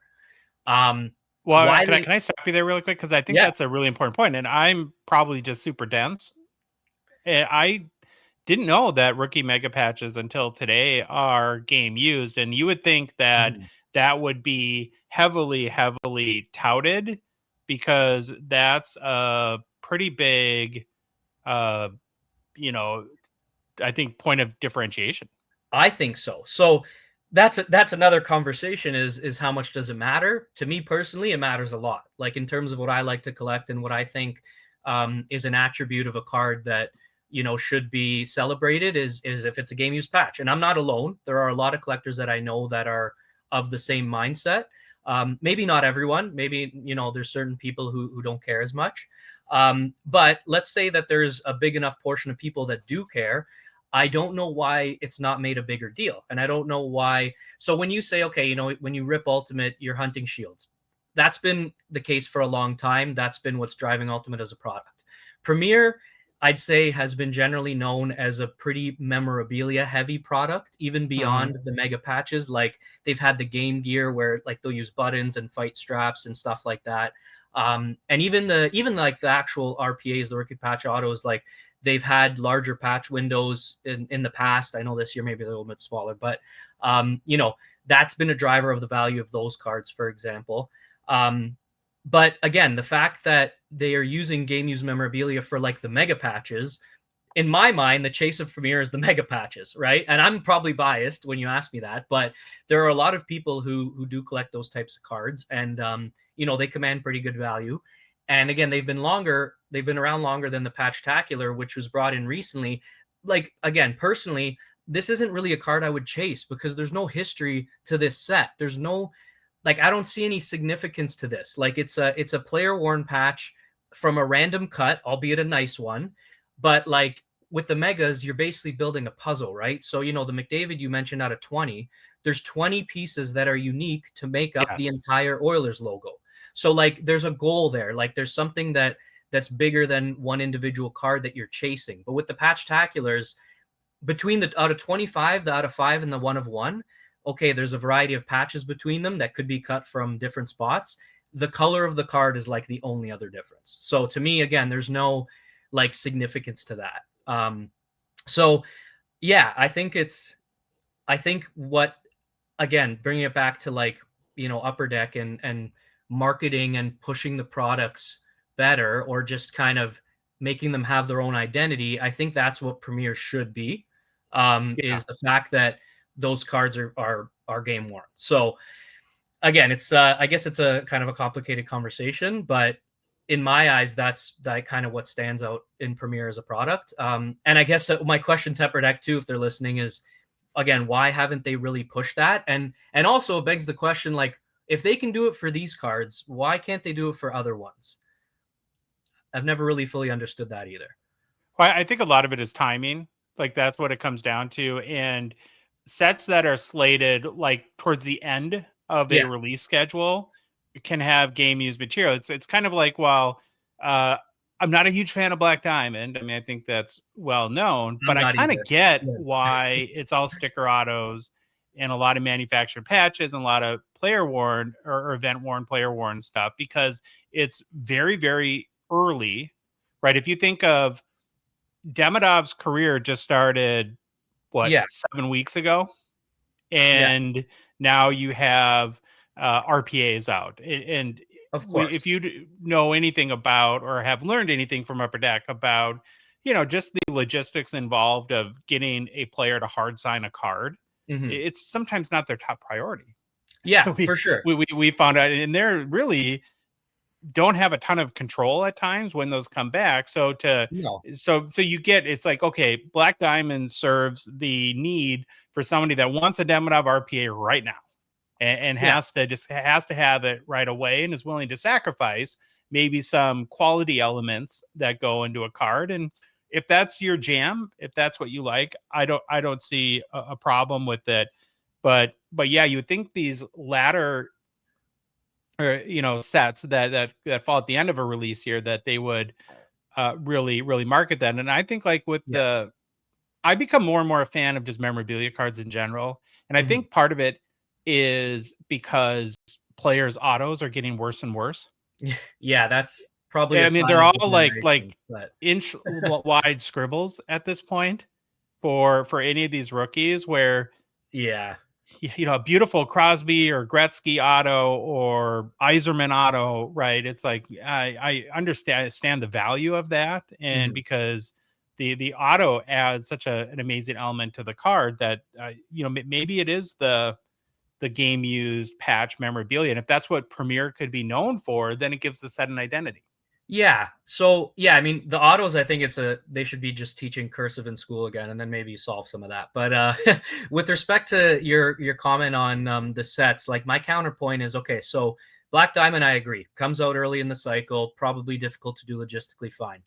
But within subsets, within Premier or the Cup, why are there only certain ones that use game used memorabilia? Same thing. So Premier Mega Patches are game used, amazing. Why is this not? Why are the RPAs not? For the Cup, And okay, maybe one argument is, oh, well, if players have to sign a card, maybe that adds extra complexity. Okay, my counter argument to that is limited logos are game used. They're signed, they're hard signed, right? Like Bedard's game used limited logos from last year. Upper Deck finally made his RPA game used for the first time since like Crosby that an actual RPA has been game Great used, move. which I think was great. Should be celebrated. Yeah, which they did, but again, they don't say what they're doing for the other parts of the product. But my same point goes is, let's say like an emblems of endorsement, right? Nice subset out of 15, hard sign, dual patch. Bedards aren't game used for that either, right? So why not? Like, that's my question. And I guess the question is, or my point is, if they're not going to be, and whatever the reason is, maybe we're never going to know that, then the sets that are, like, it should be celebrated more. I guess that's my point. So when I look at this Patch-tacular of Celebrini, what I think is, with the $15,000 that this sold for, I can probably buy like a 3, 4, maybe 5 of his mega patches, which are all game used, which may or may not have a better patch, because that exact cut will be in a mega because it uses an entire logo. And if it goes for I don't know if it will, but if it goes for 1/5 or even a quarter of the price of this, I would buy that card 10 times over, for the pure fact of what it is in terms of being gaming. So I think that's kind of the overarching theme in terms of my opinion on. No, I appreciate that, because, and I've learned through this conversation where guys like you, there's the puzzle aspect of it, and with a 101 you don't get that. And then two, it's like, you would think that in a 101 you would want to have like clearly something about that card other than the parallel color. Yeah. That makes it distinctive, that you can't get in any other card. And so maybe like there is a very specific part of a patch that people go crazy over, where like in the wild here on my hat, like the little North Star kind of element that is only found in 101s. Exactly. Right. And then the hobby starts to identify that, okay, that's why this is a 101, because that's the only spot I can get that part of the patch. It's like the oil drop in an Oilers logo. It's example.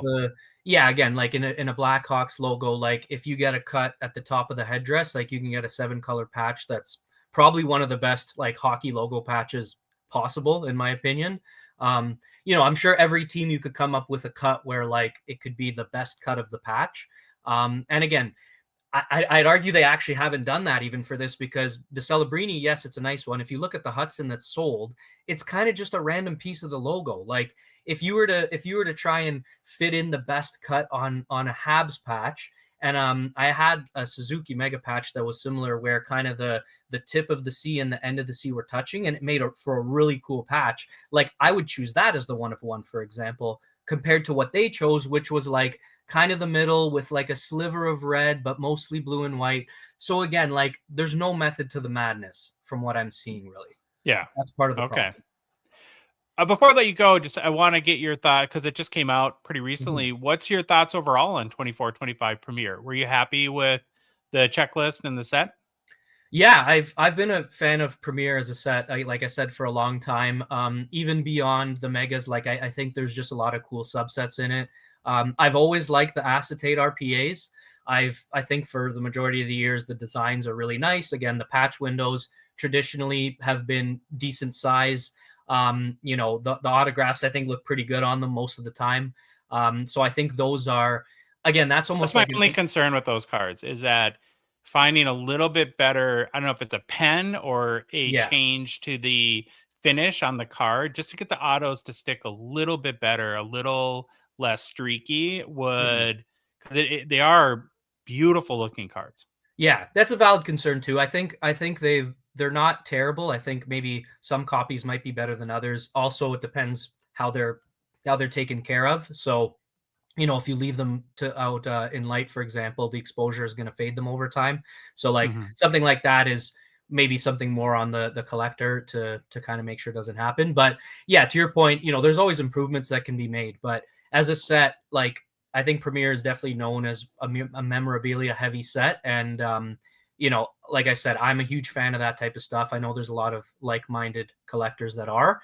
I think it's, when I look at Upper Deck's suite of products, and this is a conversation for another day, but I think there's some of them that they have improved and continually made better. And I think there's some that have gotten significantly worse. And I would say that Premier, in my mind, is one that they've actually kind of kept level or gotten better over the years. Yeah, I was going to say like that. I kind of, as a casual observer, like not liking Premiere, but not a big Premiere, haven't studied it extensively, that it seems like that it's been a little bit in neutral from a innovation or advancement standpoint.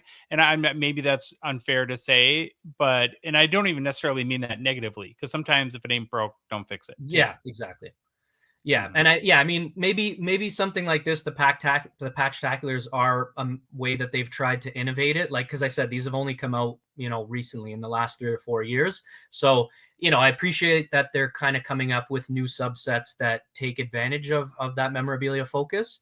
Again, the execution, like I think the design of this card is nice. For example, I just think it can be maybe improved a little bit, but I think things like this kind of help the set at least overall. And hey, a sale like this, I mean, look, if it puts Premier on the map more as kind of one of the more highly touted products in the hobby, like I'm all for that too. So, well, one of the things that's been missing from Premier being one of the top 3 sets where you have, as far as prestige, right, where we have the Cup, of course, and then Ultimate and Premier, is that Premier had been missing some of these really big top end sales. Exactly. And so it's probably good to start to see them. Well, where can people check out your collection or find more information about you and the stuff that you collect? Yeah, so I'm primarily on Instagram under Toronto Mega Collector. But I'm frequent on a lot of the Facebook groups as well. So I'm not too hard to find, and I always happy to chat kind of anything on cards, give an opinion. I mentioned I made a post about this card recently, and I got 6 or 7 replies from people that were kind of as shocked as I was, but just chatted about it a little bit. So I'm around, and again, I'm appreciative that you thought of me to kind of have this discussion. Well, appreciate your time, Alex, and I'm sure we'll chat with you again soon. Sounds good. Take care, Josh. All right. Again, thanks to Alex for joining the show.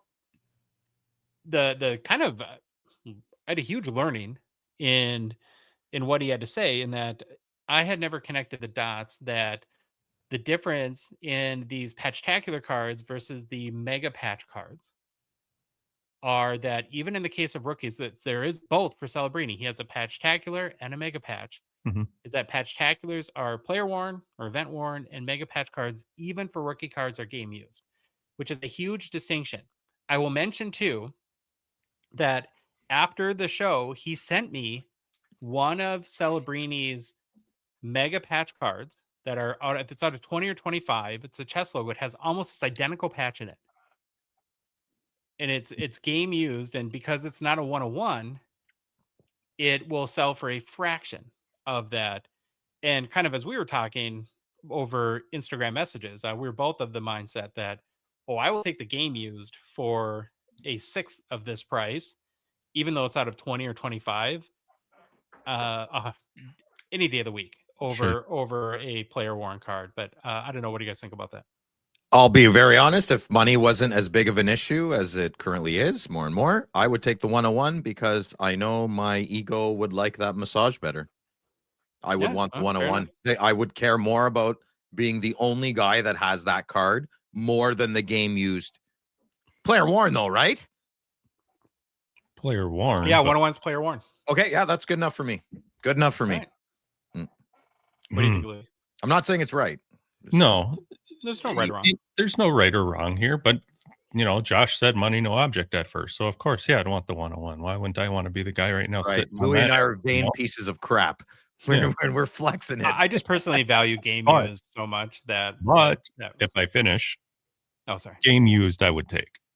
Honestly, I would be happy with that. Okay, so a second addendum to this conversation is, ironically, I had been chatting with a new friend on Instagram. I'll call him a friend, but we just got to know each other. And he's a big buyer, big ultra modern buyer. And found out a gentleman named Benjamin B on Instagram is the one who purchased this exact Patch-tacular card we've been talking about, along with a whole bunch of the recent Celebrini, Mitchkov, Hudson, Bedard rookies, like all the biggest cards we've been seeing over the past year. It's like, yeah, this guy's bought most of them. And it was, so I was kind of chatting with him. He shared with me sort of his approach or why he's doing this. And he, for the record, he did say I could share this and show the screenshot. So I'm not, speaking out of turn here, but I just thought this was interesting enough to bring up onto the Oh, show. nice. So here's what he had to say. I have a thought about price and value that I've been meaning to share. A lot of the recent cards, especially the big Celebrini and Bedard ones, have sold for really strong prices, partly because of my bidding. Some people say the cards went for too much, or that there's no way they're worth that amount. But in the end, at least two people believe the card was worth the price, the buyer and the underbidder. That's what actually matters. I'm more of a collector than an investor. I'm happy to pay a premium simply because I want to own the card and I'm not focused on future resale value. For me, it's the enjoyment of adding a special piece to my collection. I got the Patch-tacular 101. The only big card that I was underbidder on was the Celebrini Smith Dual Shield. I bid a high amount, but someone else wanted it even more. That said, one card I do think I overpaid on is the Bedard Shield. I probably shouldn't have gone that high on it. The adrenaline of the auction got to me, LOL. It gets us all, brother. It gets us all. Yeah. Well, and here's why I really wanted to share this, right? Because the cynical nature kind of in all of us, and we've done this on our show, is that we assume that when somebody spends $120,000 on a Bedard Shield, that right, what's our kind of our reflex? We go to, oh, it's just some shoe guy or basketball flipper investor that doesn't care about the hobby and isn't a collector. It's like, maybe, but in this case, and I'm telling you, this guy showed me if you take him at his word, he's a collector and he just wants the card and is willing to pay what it costs to get it. It's not complicated. Not everybody they're louder. The people, the prospectors, the flippers, the what's the card worth, the social media, it's just louder.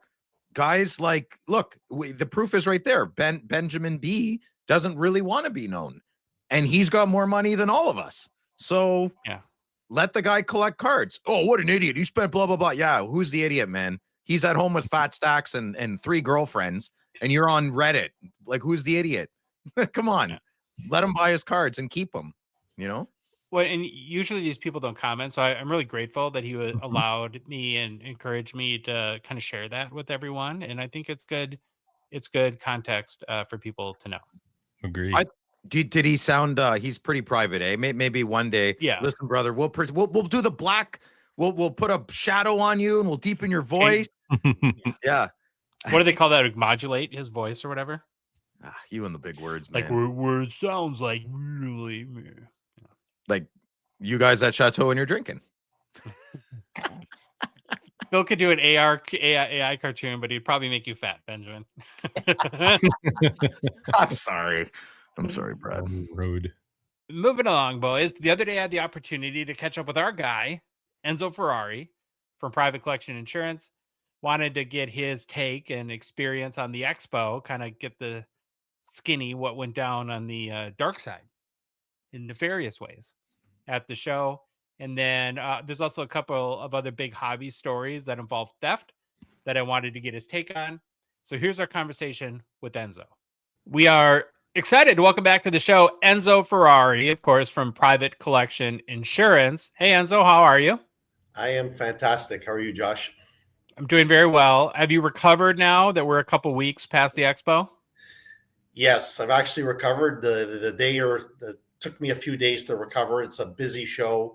It's a lot of work, obviously, standing on your feet and talking to a lot of people, but it was so much fun. Yeah. Okay. I want to kind of dig into your element of the hobby and maybe what you experienced at the show a little bit. I'm sure you got a lot of questions from collectors. What are some of the most common questions that you got? So most of the questions center around either the coverages or what they need to provide us to obtain insurance. And I think there's a huge misconception as to what we insure and what we need. And I'm going to try to explain as best I can. When we insure a product or when we insure a collection, we do not need an itemized list of every single card. And I'll use sports cards because that's obviously what we're going to talk about, and that's what the show was about. But what we need is really a list of your top 5 or 10 cards, depending on the size of your collection. So if you have 5 cards that are worth $5,000 each, I want to know about those cards. And then everything else under that is blanket coverage. We still need to know the limit of what your entire collection is. We're not just insuring those 5 or 10 cards, we're insuring the whole collection. But for underwriting purposes, we want to know what your top valuable cards are in your collection. That's basically it. Aside from your address, your security details at your house, hopefully you have an alarm, you might have a safe. It's the simplest way I can describe it. Like, there's not a lot of other information we really need other than those 3 or 4 items. It's very seamless.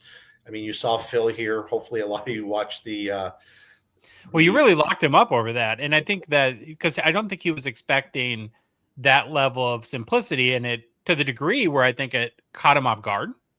And but as you're talking, I was thinking of like maybe comparable situations like your homeowner's policy. With your homeowner's policy, you don't have to list every single item that is in your house. You want to point out the big stuff, like the wedding ring or the antique watch that grandfather gave you, that sort of stuff. But it's more, it seems like, about the level of protection you want, and then just providing a reasonable amount of detail as to what sort of that the collection entailed for those underwriting purposes. Is that a good way to look at it? That's actually one of the best ways to describe it. When you buy your homeowner's insurance, obviously the insurance company wants to know how big your house is and things like that. But the contents, the inside of your house, like your clothes, your furniture, they don't ask you for a detailed list. Basically, they give you, usually they use a percentage, 80% of whatever your building amount is basically going to be your contents limit.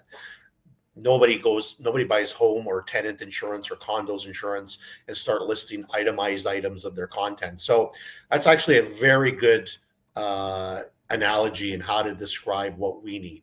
Yes, we need the high level details. Like you said, you have an engagement ring that you want protected. Obviously, you're going to list that on the policy, and it's separate coverage because it's just a more valuable piece or whatever it is. But all your contents, you're not telling your insurance company, hey, I have 5 couches, 3 mattresses, 7 pairs of jeans.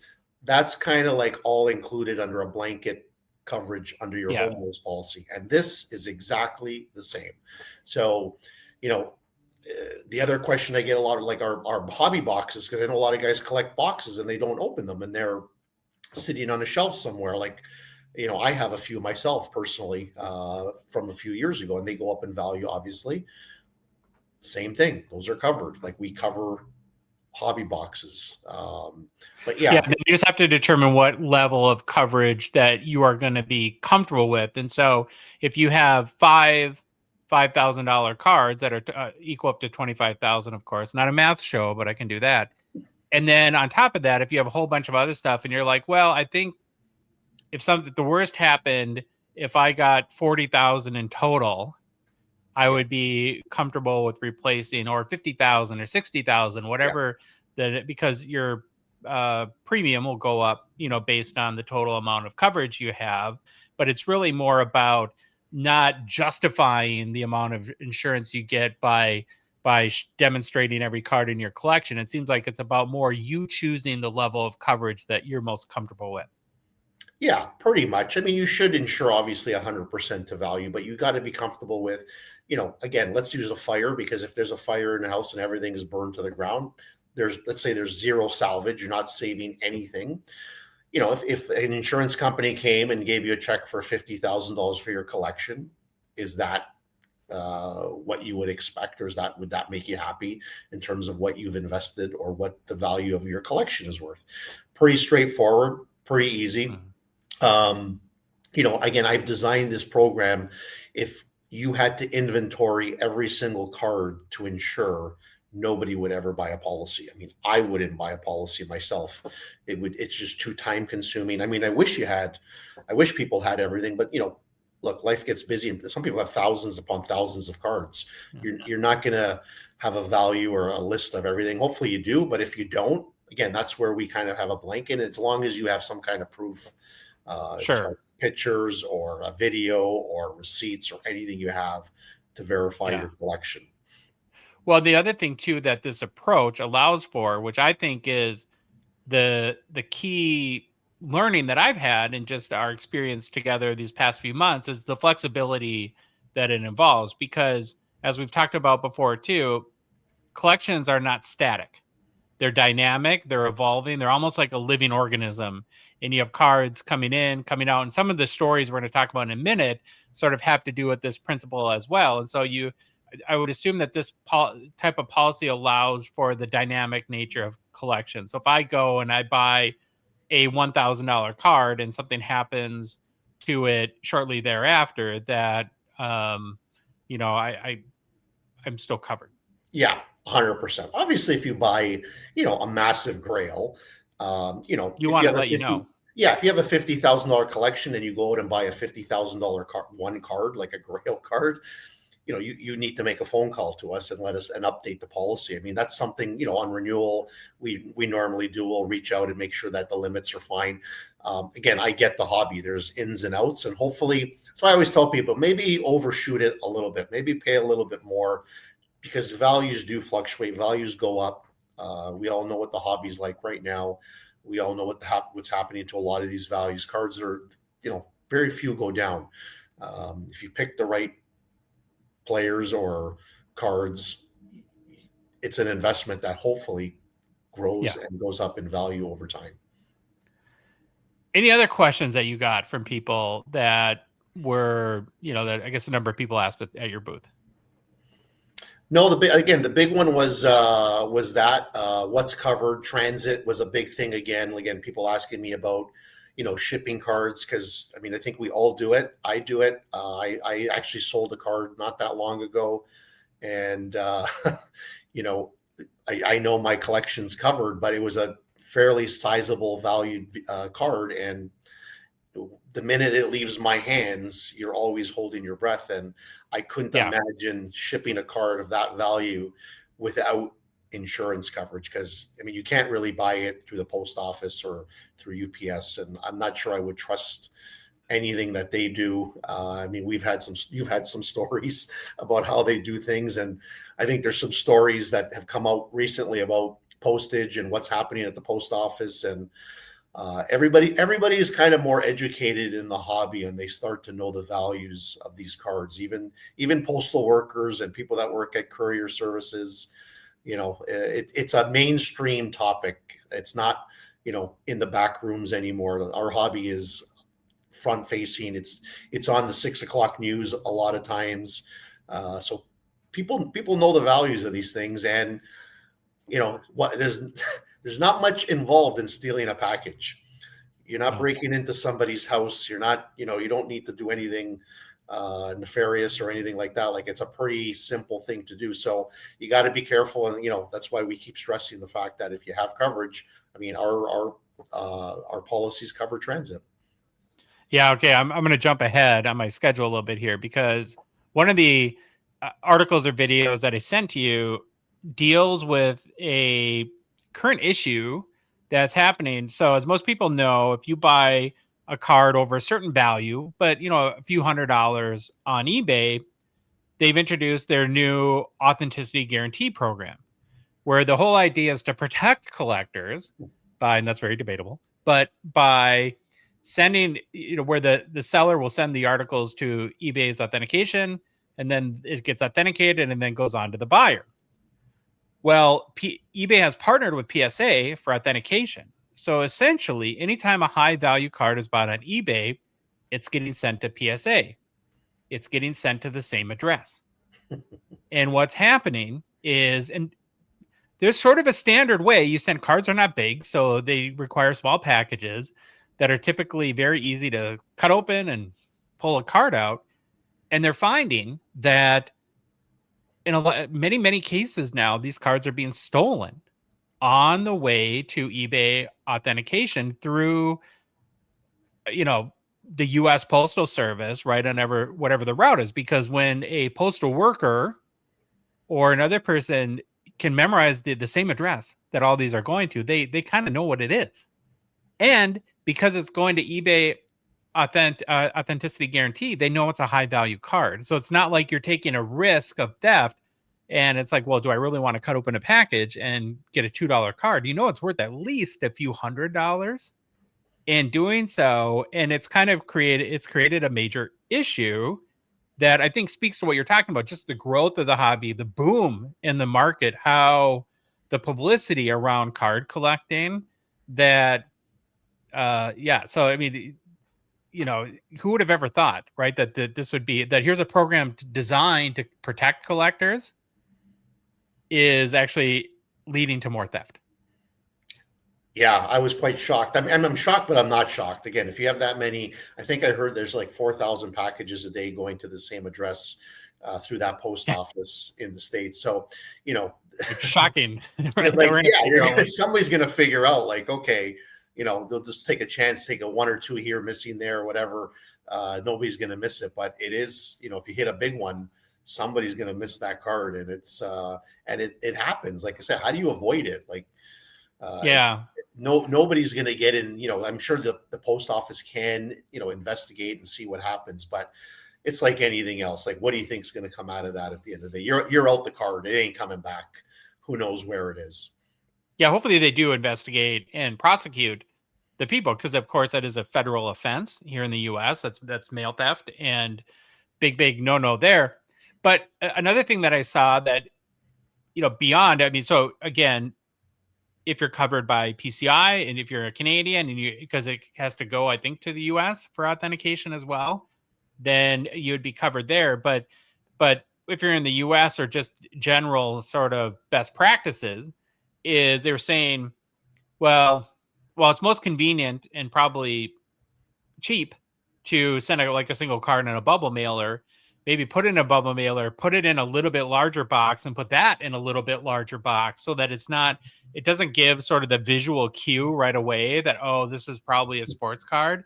And they're saying that too, that requiring people to open multiple packages is just a natural deterrent too, because what a criminal wants is a very quick, and they don't want to get caught. They don't want anyone to see them. So if it's a little, take a box cutter and slit the package open and quickly pull the card out, that's one thing. If you have to open up a box, then it's like the little Russian doll thing, right? And then you have to open up another box in a bubble mailer, that would probably prevent that. And so I don't know if you know of any other tips, but that's some of I guess that's the world we live in right now.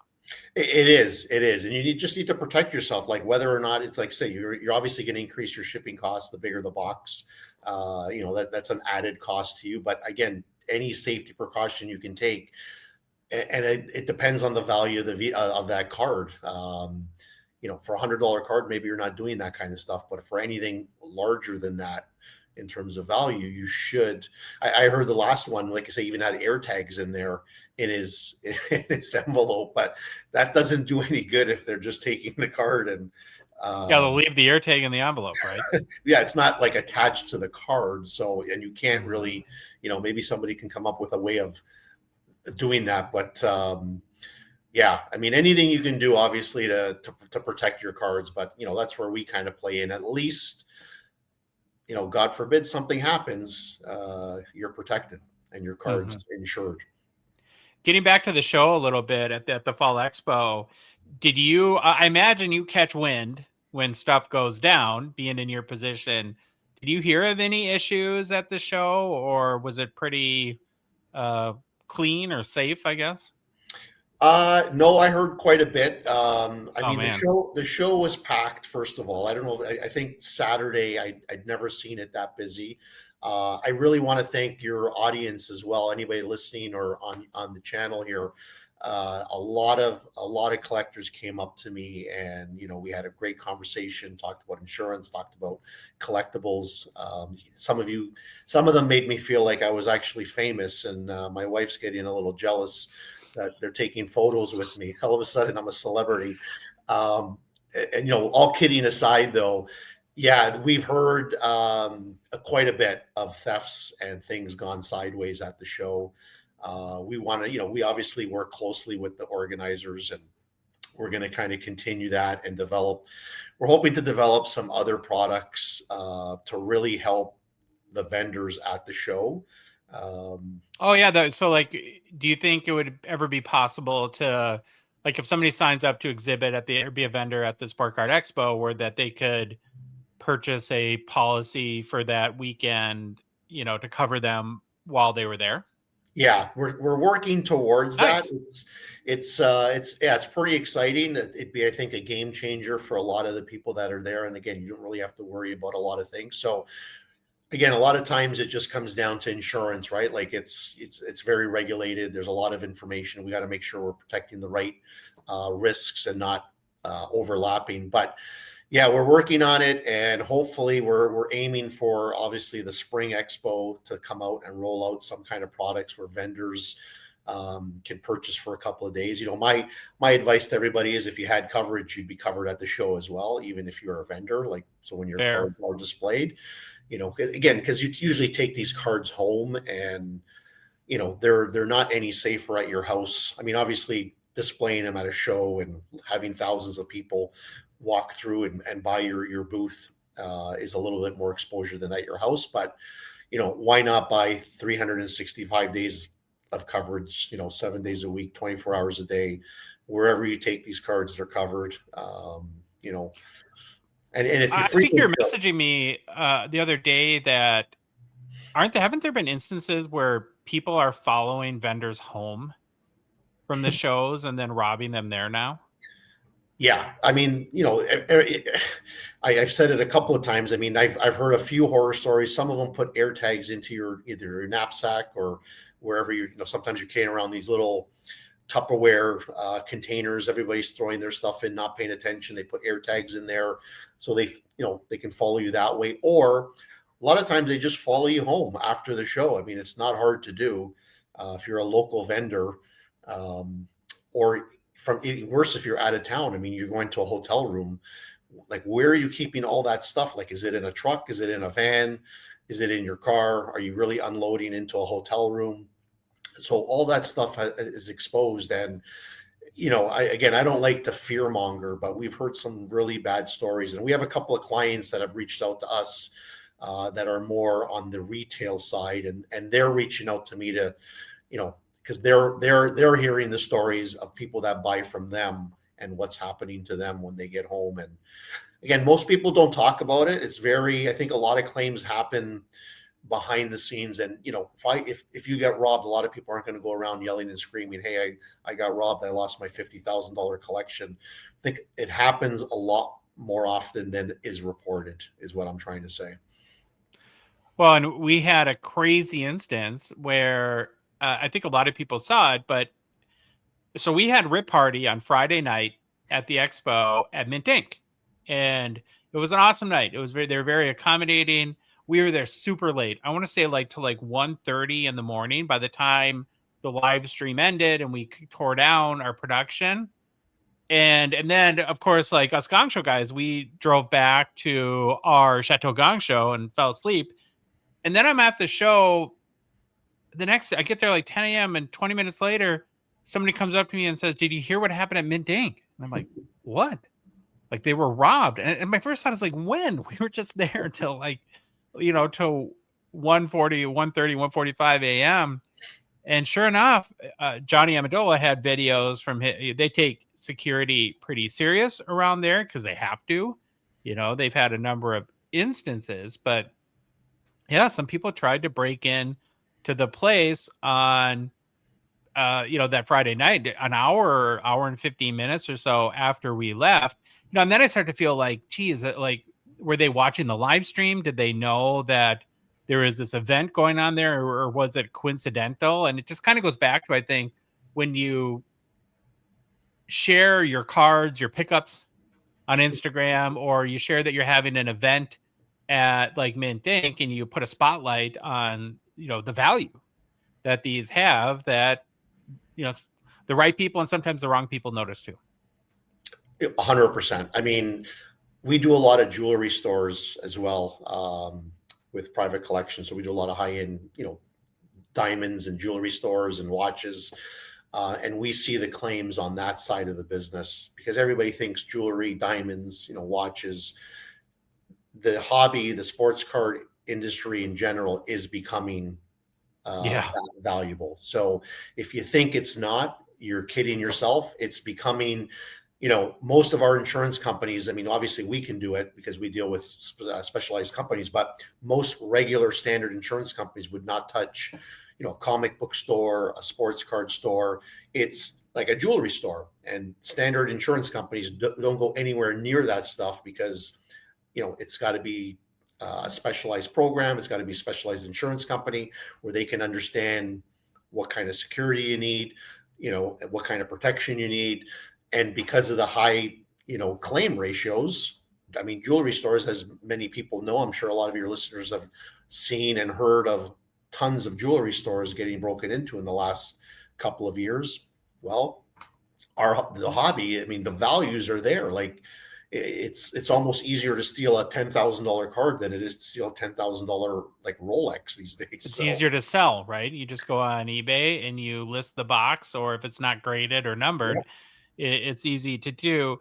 And honestly, like when I was in Toronto and went to a couple of shops, Mint Ink being one of them, then we visit our friend Grant at GP Sports. There's a great sadness to me in a way about that because both those places are literally, Enzo, like Fort Knox. You can't just open the door and go in as a customer. They have to buzz everyone in now. You look at, Johnny at Mint Ink, he thwarted because it's like he has bars on every level of every door and window. And again, there you have to be buzzed in too. And my takeaways are, if you don't think this is a real issue, it is, because like I said, it's like getting into a military base, almost like getting into these stores now, the level of protection they have.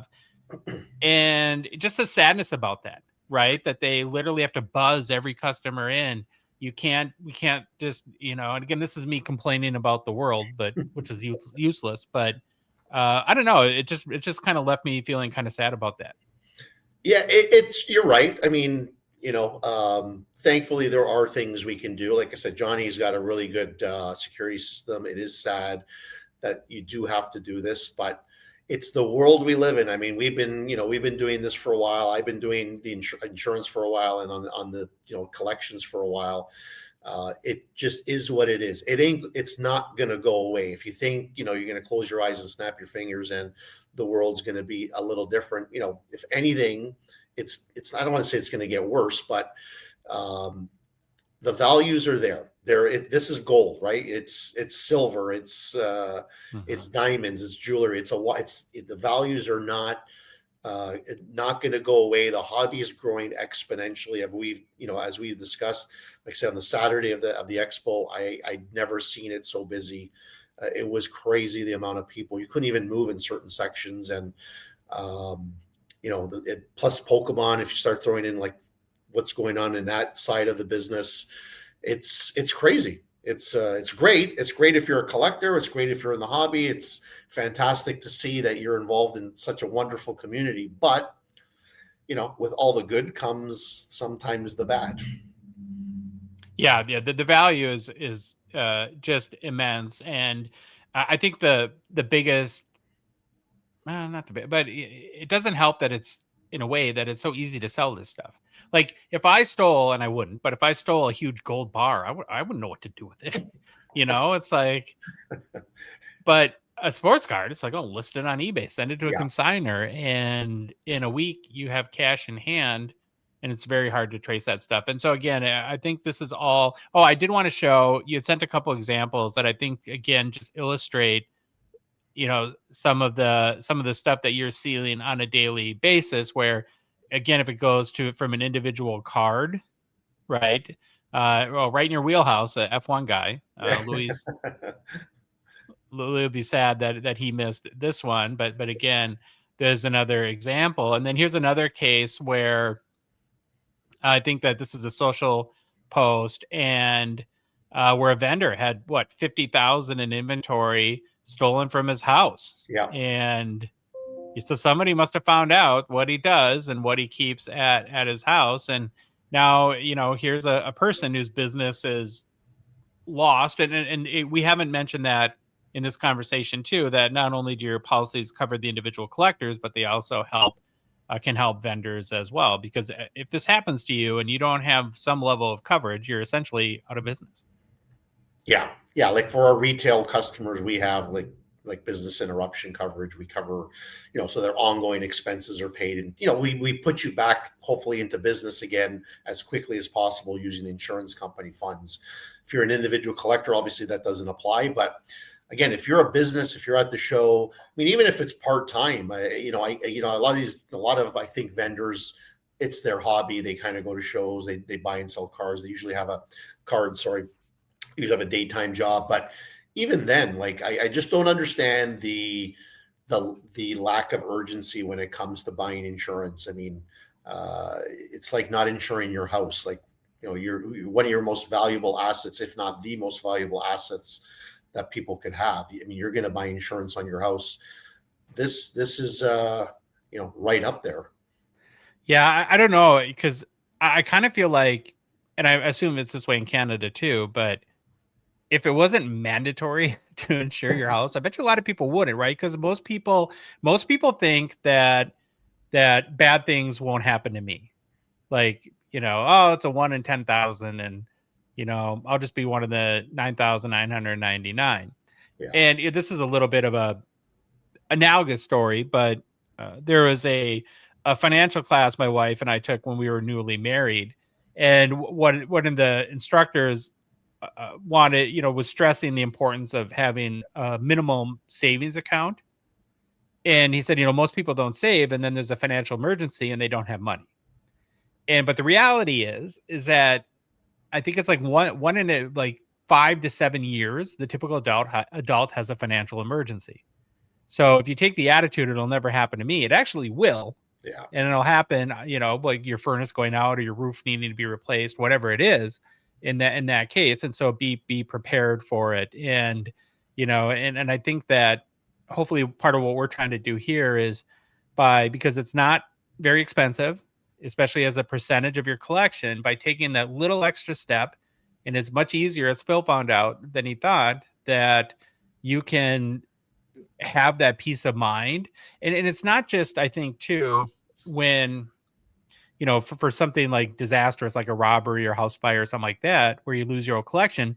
I think of like the scenario you were giving where you got a card show, you buy your grail, you spend $5,000 on it. Now you're going back to the hotel and you're like, well, I'm going to dinner. What do I do? Do I stuff it under, somebody said stuff it under a mattress. I mean, or, put it in the hotel safe that isn't really a good safe, or do I take it with me? But then what if it falls out of my pocket? All these sort of things.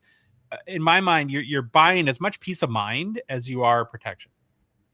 Yeah, 100%. And, back to your point about the cost, I sell some of these policies. We've been quoting quite a bit ever since the show. And I guess since we've been working together, and we're really, I know what the premiums are. And, you saw with Phil's collection, like it was, $22 a month or something for a sizable, 50, 60K collection.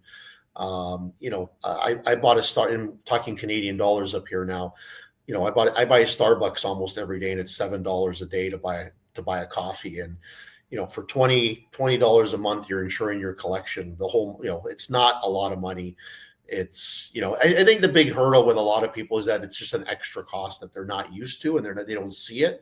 But cost wise, that was again, a lot of questions around the cost of the coverage. And like I tell people, like, go online, go on our website, get a quote. Like, it doesn't cost anything to get an estimate of what it would cost. So at least you know what you're dealing with, and it's free of charge, no obligation. We don't call you 15 times after you've quoted. You've gotten a quote from us, like 14.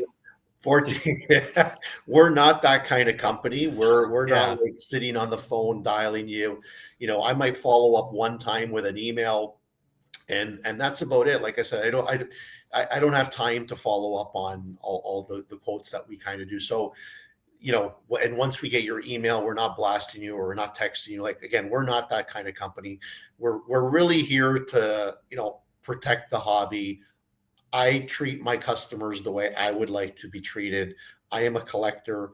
I want my collection protected, and this is how I would protect it, and this is how I would deal with, if I had to deal with somebody, this is how I would like to be dealt with in a professional manner. And that's why sometimes I hate the word hobby in our hobby business, but it's because it sometimes doesn't give it the right, it's not the right word sometimes to describe what we do as collectors. It is a hobby. I get it, but it's more than that. I like to say it's more like a passion. And it's a business in a lot of cases. People make their living after this, from this. Like, you have a podcast, and other people are submitters. Other people are, they flip cards, and it's an industry. Really, it's an industry, and like any industry, you need to protect it and make sure you're covered properly. 100%. Well, thanks so much for your insight. I'm glad you guys had a good show. I'm glad that you're seeing some traction from working with us. And all we can say is, if you're in Canada, go to privatecollectioninsurance.com, schedule an appointment, at least find out what it's like for you. And because I just don't think, that there's so much momentum behind the hobby. There's so much like real money. I'm not talking about total money, but when you have Wall Street and investment banking firms starting to buy companies and people that are very serious about where they put their money, that kind of it adds legitimacy in one way, but it creates a momentum that isn't just as fickle as, the hobby market typically has been. Not that there won't be peaks and valleys, but when these big institutions decide to put their money into it, that it's probably this aspect is here to stay. Yeah, 100%. 100%. All right, Enzo. We'll talk to you again soon, bud. Thank you. Thanks for having me. Thank you again to Enzo for joining the show. Bad people suck. That's all I got to say. Yep.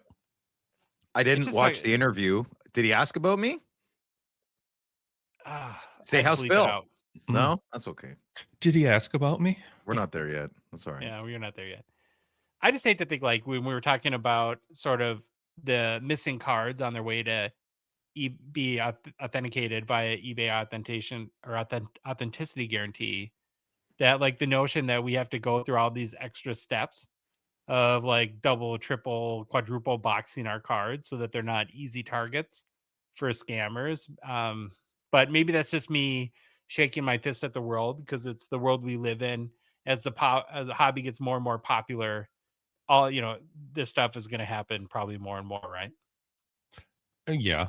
Well, it's going to happen as much as it is. It's just more publicized now, and there's easier way to catch it and catch it quicker. Now everybody's got a camera on their phone, and I bet you it hasn't. I don't know. I'll stop there. Long story. It just all sucks. Yeah. People need to quit.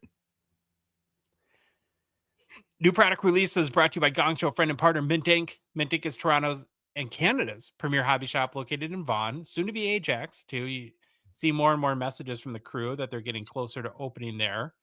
They're the spot to get all the latest hockey releases, singles, memorabilia. They got grading services. You can consign your cards there and so much more. Mint Inc. was nominated by Mantle and Yahoo Sports for Hobby Shop of the Year. So big honor there and congratulations to them. I think the results come out pretty soon from that vote. And you can register on the Mint Inc. website at mintink.ca for the next Kid Collectors Day, which will be December 30th, right after the holiday. A great event to get out with the kids, maybe spend some quality time and introduce them to the hobby a little bit. And then finally, via mintink.ca, you can get all your hobby boxes anywhere in Canada. They'll ship right to your doorstep. We recently had our scavenger hunt winner in Discord. I think I mentioned that at the top of the show. Lived in Canada. So I was able just to call up our friends at Mint Inc., order their prize, and they shipped it right off, I think, in the Vancouver area where that person was. So again, easy peasy. Check out mintink.ca. Aren't you supposed to say lemon squeezy after easy peasy? Yeah, I could. You should. Yeah. Thanks for the correction. Well, we didn't have a Thursday podcast because we had our Jason Masherov video. Mm-hmm. As Phil goes, Sith Lord. Sith collector. And so we missed our Black Diamond review with our certified and honorable wax degenerate California Dave. And so we couldn't stand for that. Had to invite Dave back on the show today to get his take on opening his box. Or box is maybe a Black Diamond. And now if this was stature, by this time he'd be about 6 cases deep. We'll That's see right. what happened with Black Diamond. So hey Dave, how are you? Doing good. How's everybody doing? Great. Fantastic. You look very dark, Philip. I want to. It's my Sunday attire. This is It's my GP Sports hoodie. It's Monday. Very nice. there you go. Triple extra large. That's all he had. Triple extra large. You can fit 2 people in there. Okay. So you opened a box, at least one, of Black Diamond last week, and you have your video. It's up on the Gongshow YouTube channel, so anyone can check it out there if they want to see all the cards that you hit. But let's start with what was your overall impression for 25-26 Upper Deck Black Diamond? Well, if you've watched my video, the first thing you're going to realize is I don't know how to pronounce names. So my Charlie Conacher? Yes. I learned how to pronounce his name much after I tried several times. And the funny thing is, when I was trying to pronounce his name, if you notice, I didn't actually try to pronounce it any different. I just kept saying the same thing over and over again. Like it was going to fix itself. But anyways, now I know how to pronounce his name. So, well, there's enough people in the hobby that'll correct you. It's okay. Oh yeah. I fully expected it. So, my review.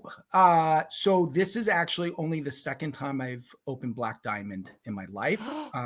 Yeah, okay. I know it's not. Why? It's not my cup of tea. It never has been. I opened it once in the very beginning when I very first got into the hobby, like 2020. And I basically bought every single product that Upper Deck made and even products that Leaf made. So I opened like everything under the sun. And so I learned pretty quickly that Black Diamond was not exactly what I was looking for. But I wanted to open it to do a product review of it and to give my 2 cents about it. So that's what I chose. Okay, well, maybe let me put it this way. If someone's a Black Diamond fan, do you think that from an overall perspective that they'll be happy with 25-26? Yes, if you're a Black Diamond fan. Now, we have talked that there are definitely people who really like Black Diamond. I haven't met one yet. I just hear these rumblings that there are fans. I just, in like the video that I posted, I posted on my Instagram all the cards that I hit.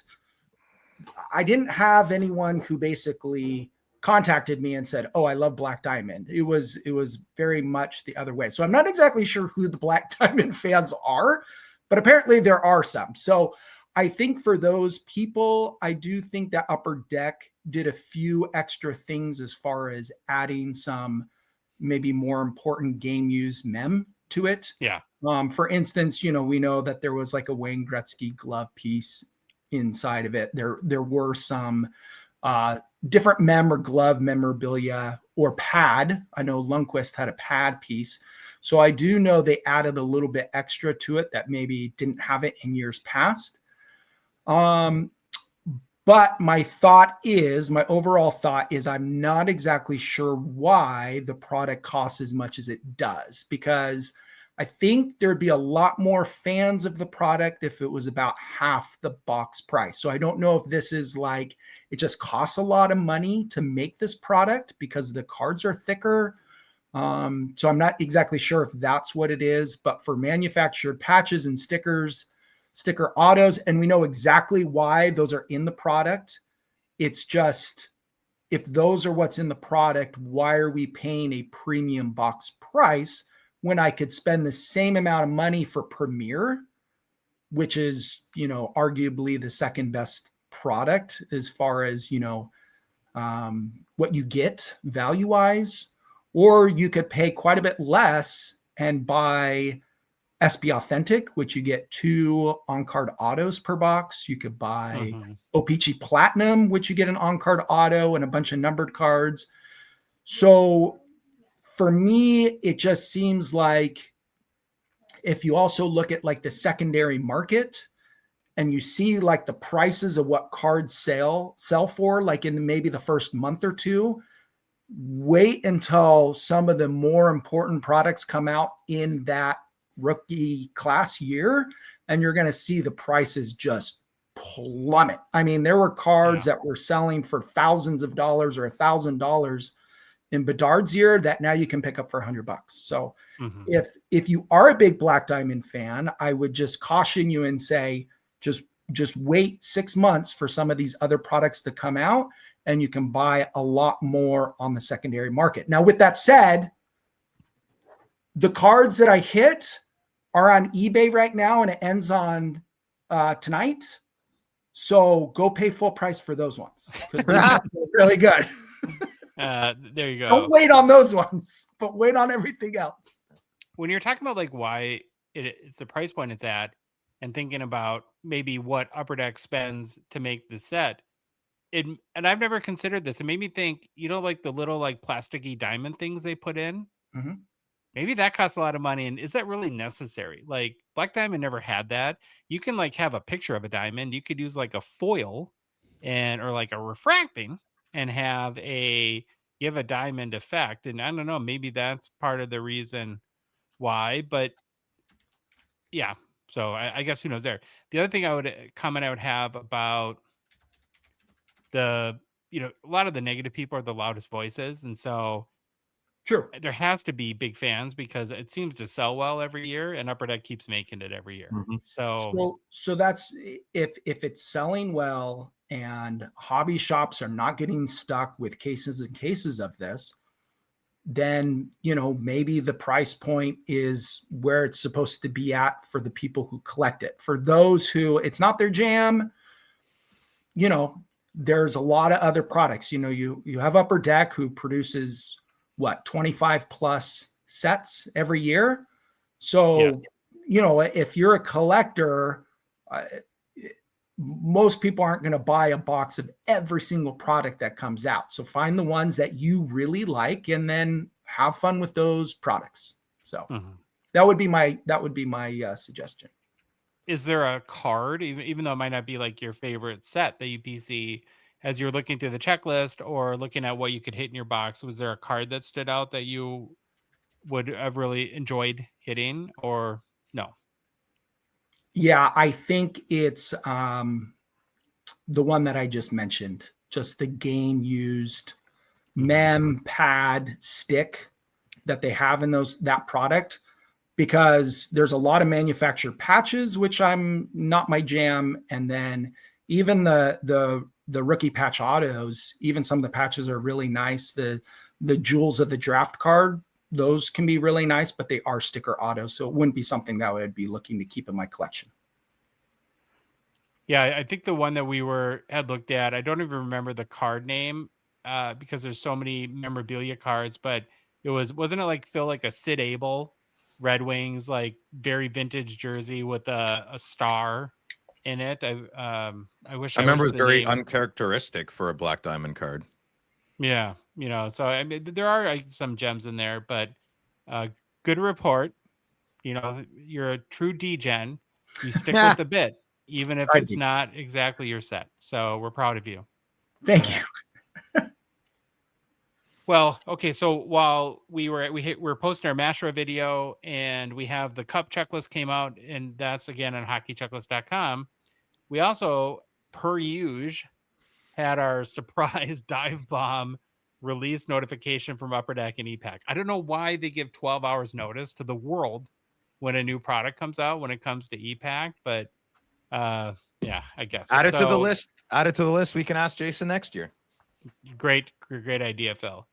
And we're a bunch of Fleer Bobos over here, so I was very excited to get it. I put my pressure on to get the checklist, got that up as soon as possible on hockeychecklist.com as well. And so again, even though this set came out last Wednesday, I did want to go back and do a brief overview of the checklist and designs. And so we'll go ahead and do that right now. And so 24-25 Fleer Ultra basically has 3 components to it. Again, it's ePack exclusive. You can only get it on Upper Deck's ePack site. but it has a base set, autographs, and inserts. The base set has 2 components, veterans and rookies. There's 200 veterans, 50 rookies. I've said this a lot in the show. I like it when products have rookie classes of 50 or under because there's less owl names, basically, where you're not.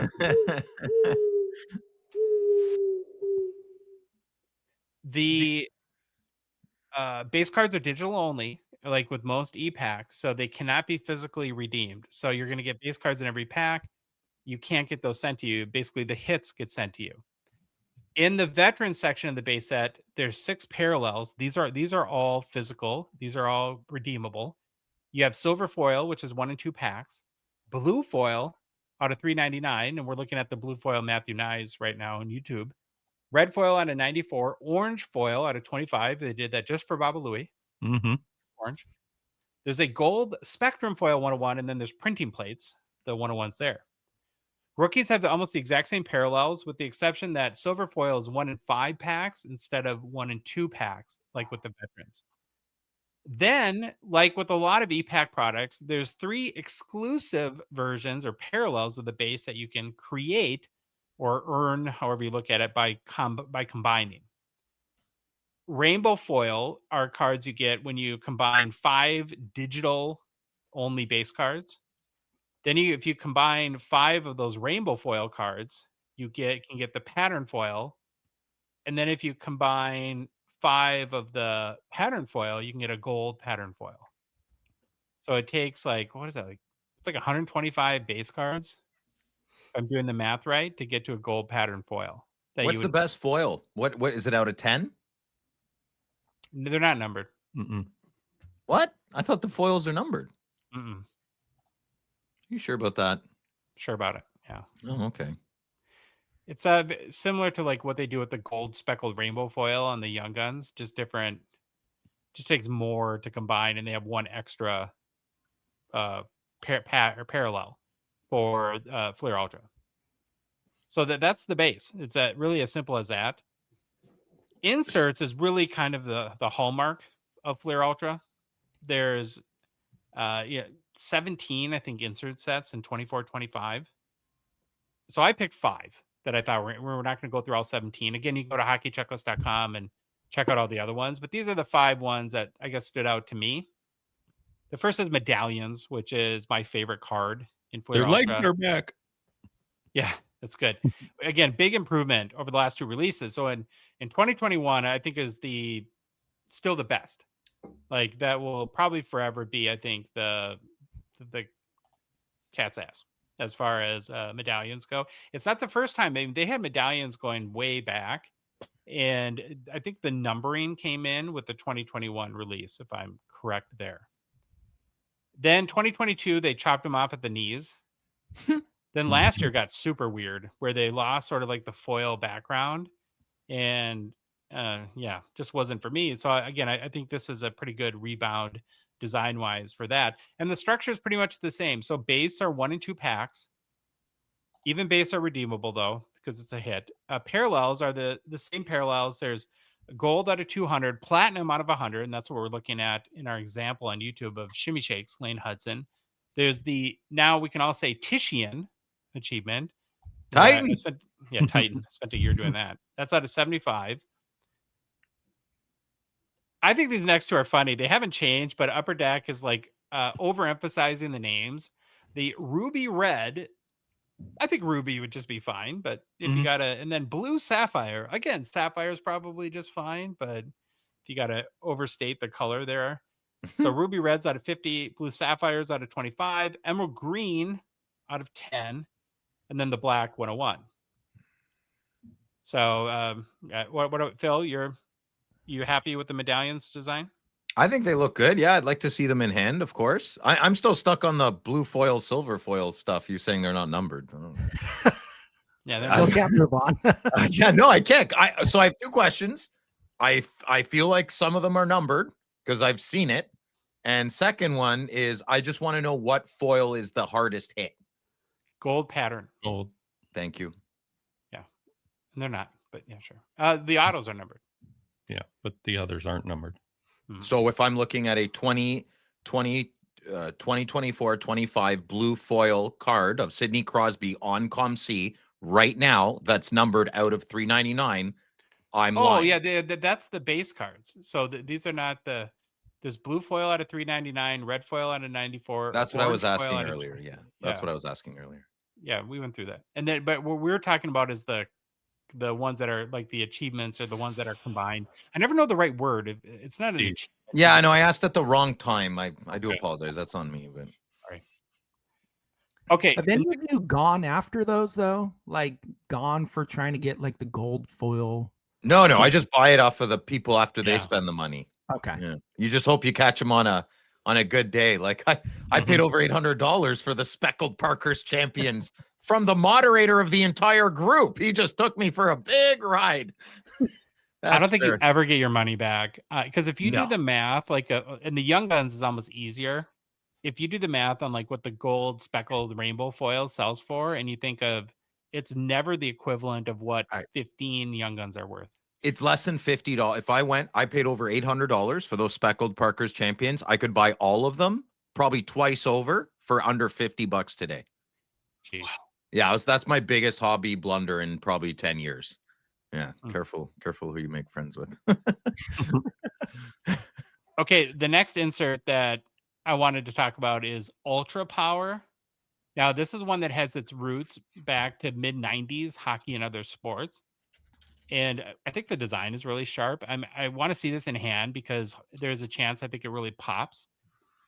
The base are it's got like the outburst look, so a little bit like more of like an explosion, like a space explosion. Yeah, it's pretty cool. So the base are 1 in 8 pack odds, and then there's a few parallels. So red is 1 in 15 packs, which we're looking at on YouTube. There's orange, which is numbered out of 199. Green is out of 50, and then gold out of 10. Very much like the gold parallel. I think I pulled one from. There's the OV from ComC. Big money. I think they're asking for this one right now. And here's in general what Upper Deck did with the inserts for this edition of Fleer Ultra. Is they got away from inserts that have no parallels, but like super tough odds. Like a good example would be in metal, how you have like the liquid gold. There's no parallel to that, but it's many thousands of packs to hit one, to making these inserts having a base that's more common and then having numbered parallels. I like that. Yeah, so you're a fan of that, and I'm a fan of the other way. There's no right or wrong to it. It's just kind of your way is wrong. Speaks to you. No, your way is wrong. But so all these, you'll see the theme of they'll have a base and then numbered parallels. Another insert that came back that hasn't been in Fleer Ultra since 2021 is Ultra Team, and this was one of my favorites from 2021. And again, they kind of use this in that newer format. So in 2021, there was no parallels, and it was 1 in 500 packs to hit one, and there's 25 cards on the checklist. This year, the base are more common at 1 in 10 packs, but there's 3 parallels. There's red out of 99, which is the McKinnon on YouTube, gold out of 10, and then they do a printing plates 101. So kind of looks like a reject from 2019 Allure. They're like, oh, we can't make it a die cut. Put it in Fleer Ultra 2025. It's a little bit of an Art Deco vibe to it, which I like that. But yeah, it's all yours, buddy. Next one is Thunderclap, and the name sells itself, right? What a card. Yeah. That's an AC/DC card. 100%, dude. This is another insert with lineage that goes back to the 90s. And so to give you a little bit of context here, a 1997 Ken Griffey Jr. Thunderclap, could sound like something you need medicine for too. A PSA 10 sold for as much as $12,500 US this past August, right? So a lot of these designs go, have their roots back in the 90s. In 25 Fleer Retro, it's a horizontal card with 1 in 150 pack odds. There's no parallels. Or I guess the only parallel is printing plates. And there's 20 players on the checklist, including Baby Bobby Orr, Cale Makar, Ovi Ovechkin, AM34, and Pasternak. It's not like super loaded with all the biggest players. And so it's a little hit or miss. But I think in hand, this card could look pretty awesome. Big vote of confidence from Ottawa over here. Probably a lot better than the 101 printing plates. I don't know how those are going to look. Yeah, probably not. That's the printing plates is tough, right? It's like if I was Jason, I'd be like, well, okay, they're kind of like, man, but what else are we going to do with them? You might as well just throw them in instead of chucking them in the trash. Yeah, there's no point. I mean, I don't know what else you could do with them. One man's trash is another man's treasure. Somebody likes printing plates. It's fine. The last one I chose to look at, and the most probably out there insert is Hot Hands. And this will appeal to a certain type of probably Fleer Retro fan and takes the opposite approach of having a common base with parallels. Again, there's only the base option. It's a die cut. Pack odds are 1 in 448 packs. So with 20 players on the checklist, it means any specific player's Hot Hands card is 1 in 8,960 packs. And most of the big names are on the checklist. But I kind of like these. I'm a Noise Boys fan and Jambalaya fan. So depending on how this one pops in hand, it could be pretty cool. There's no other any other food-based products? Like we had chips there a couple years ago. Cheetos? So. No. Yeah. All right. Lucky 13? So Lucky 13? Oh, yeah. We'll talk about that. The autographs there's kind of two kinds of autos in Fleer Ultra. They're either parallels of base or parallels of inserts. So base, there's 3 parallel options. There's rainbow foil. We're showing Kaprizov on YouTube. Veterans are 1 in 190 packs. Rookies are 1 in 79 packs. Oh, okay. There's a red rainbow foil. Veterans are out of 25. Rookies are out of 50. So there's the OV. All autos are sticker autos. That's a nice card without the stick, like without the autograph. That's a nice looks cool red card. Yeah. And then there's gold rainbow foil. And so here's Maverick Bork. Veterans are out of 3. Rookies are out of 10. Then I mentioned there's 3 insert auto parallels. So puckheads are 1 in 269 packs. So there's a puckheads insert that looks very similar without the auto. Excelling, I guess. This is one. Wait, who puts Billy in charge of these words? I know. It's ridiculous. Oh my God, I got it. I got it in my dream. Excelling. Get it, guys? Oh, man. 1 in 489 packs there. And then ultrasonic auto, which is pretty tough odds. The next one is 1 in 1,329 packs. And that's a Nick Suzuki we're looking on. Then there's some achievements. The best place to kind of get the lowdown on those is just to go to the ePack site. But the most common achievement would be the Lucky 13. And this one could be really cool. I mean, again, who knows how these look in hand. There's only 13 of them, hence the name Lucky 13. So players on the checklist include Frank Nazar, a Brady T, Phil. I knew. Bedard. Did you get one already? No, I didn't know. I was just trying to sound smart. Ovechkin and McDavid. There's also a red out of 199 parallel. And so you got to do individual achievements to get one of the Lucky 13 cards. And again, those are on the ePack site. So pardon the pun, but if you want to try your luck with 24-25 Fleer Retro on ePack, you can buy packs for $12 US, a box for $174 US. You get 15 packs. And then a case of 10 boxes is $1,680 US. Again, you can see the complete checklist on hockeychecklist.com. So overall thoughts. Have you guys ever bought a box? We can't. What? How? No, I'm saying, have you ever bought a box on ePack? Oh, no, I've never bought a pack on ePack. I log in a lot, though. Yeah, I've done 21 Fleer Retro.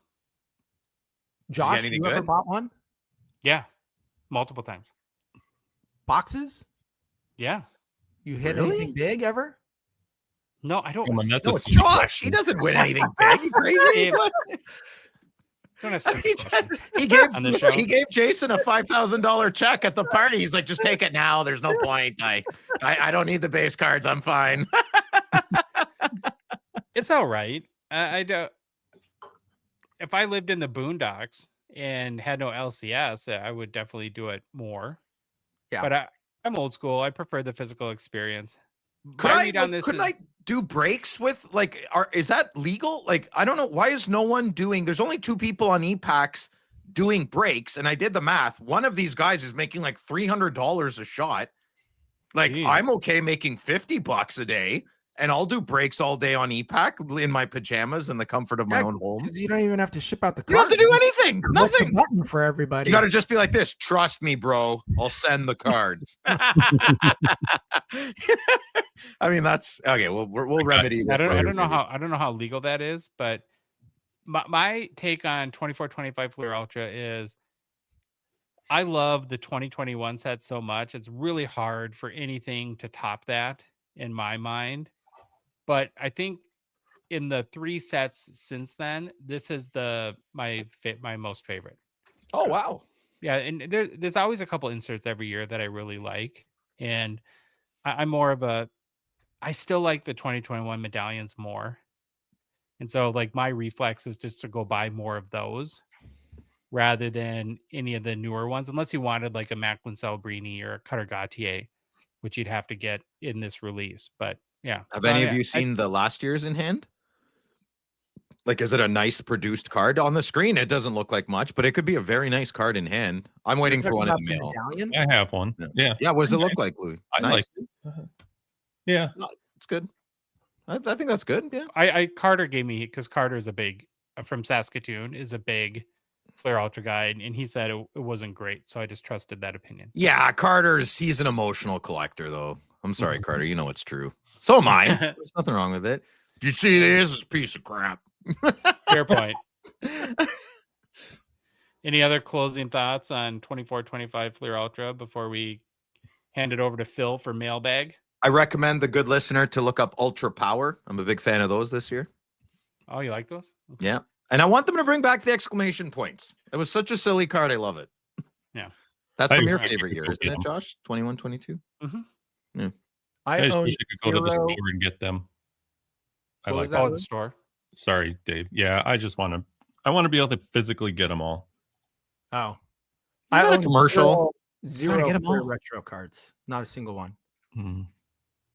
Yeah, because your lane is not our lane. You'll come around. Correct. I'm like the patch. I'm into patch autos. I don't want Dave to come around. We don't need someone else fighting for cards now. Yeah, you're Patchy McPatcherson. Over there. Stay in the patch lane. Yeah, post 2020.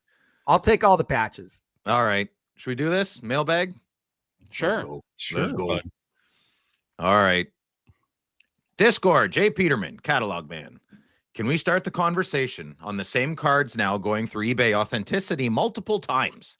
I remember my first time, Jay. I recently purchased a card on Slab Sharks that had a sticker stating it had been authenticated by eBay. While it is my fault for assuming this card is no longer considered raw, there needs to be some scenario where a card does not go through the eBay authentication process multiple times. Is this because of the tariffs? Definitely. However, I would never send a card to PSA that is already graded by PSA. Why are we doing this for eBay if it is still sealed? Louis, what do you think?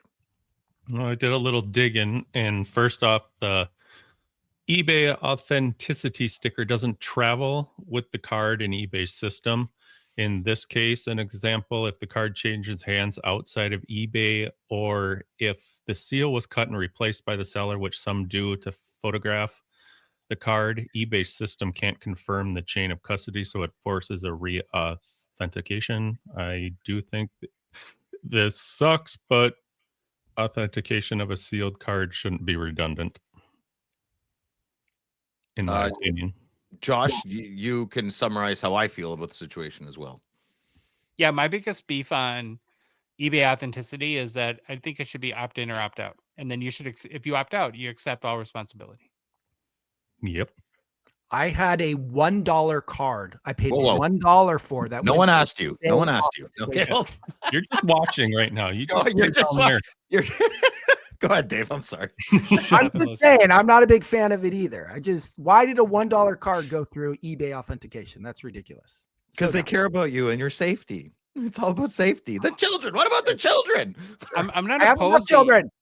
I'm not opposed to eBay authenticity guarantee. I'll give you an example. Like if I was going to consider a raw Gretzky, which if you can't Okay. hold it in Gretzky rookie, which you can't hold in hand, you're relying on image and how that can be distorted.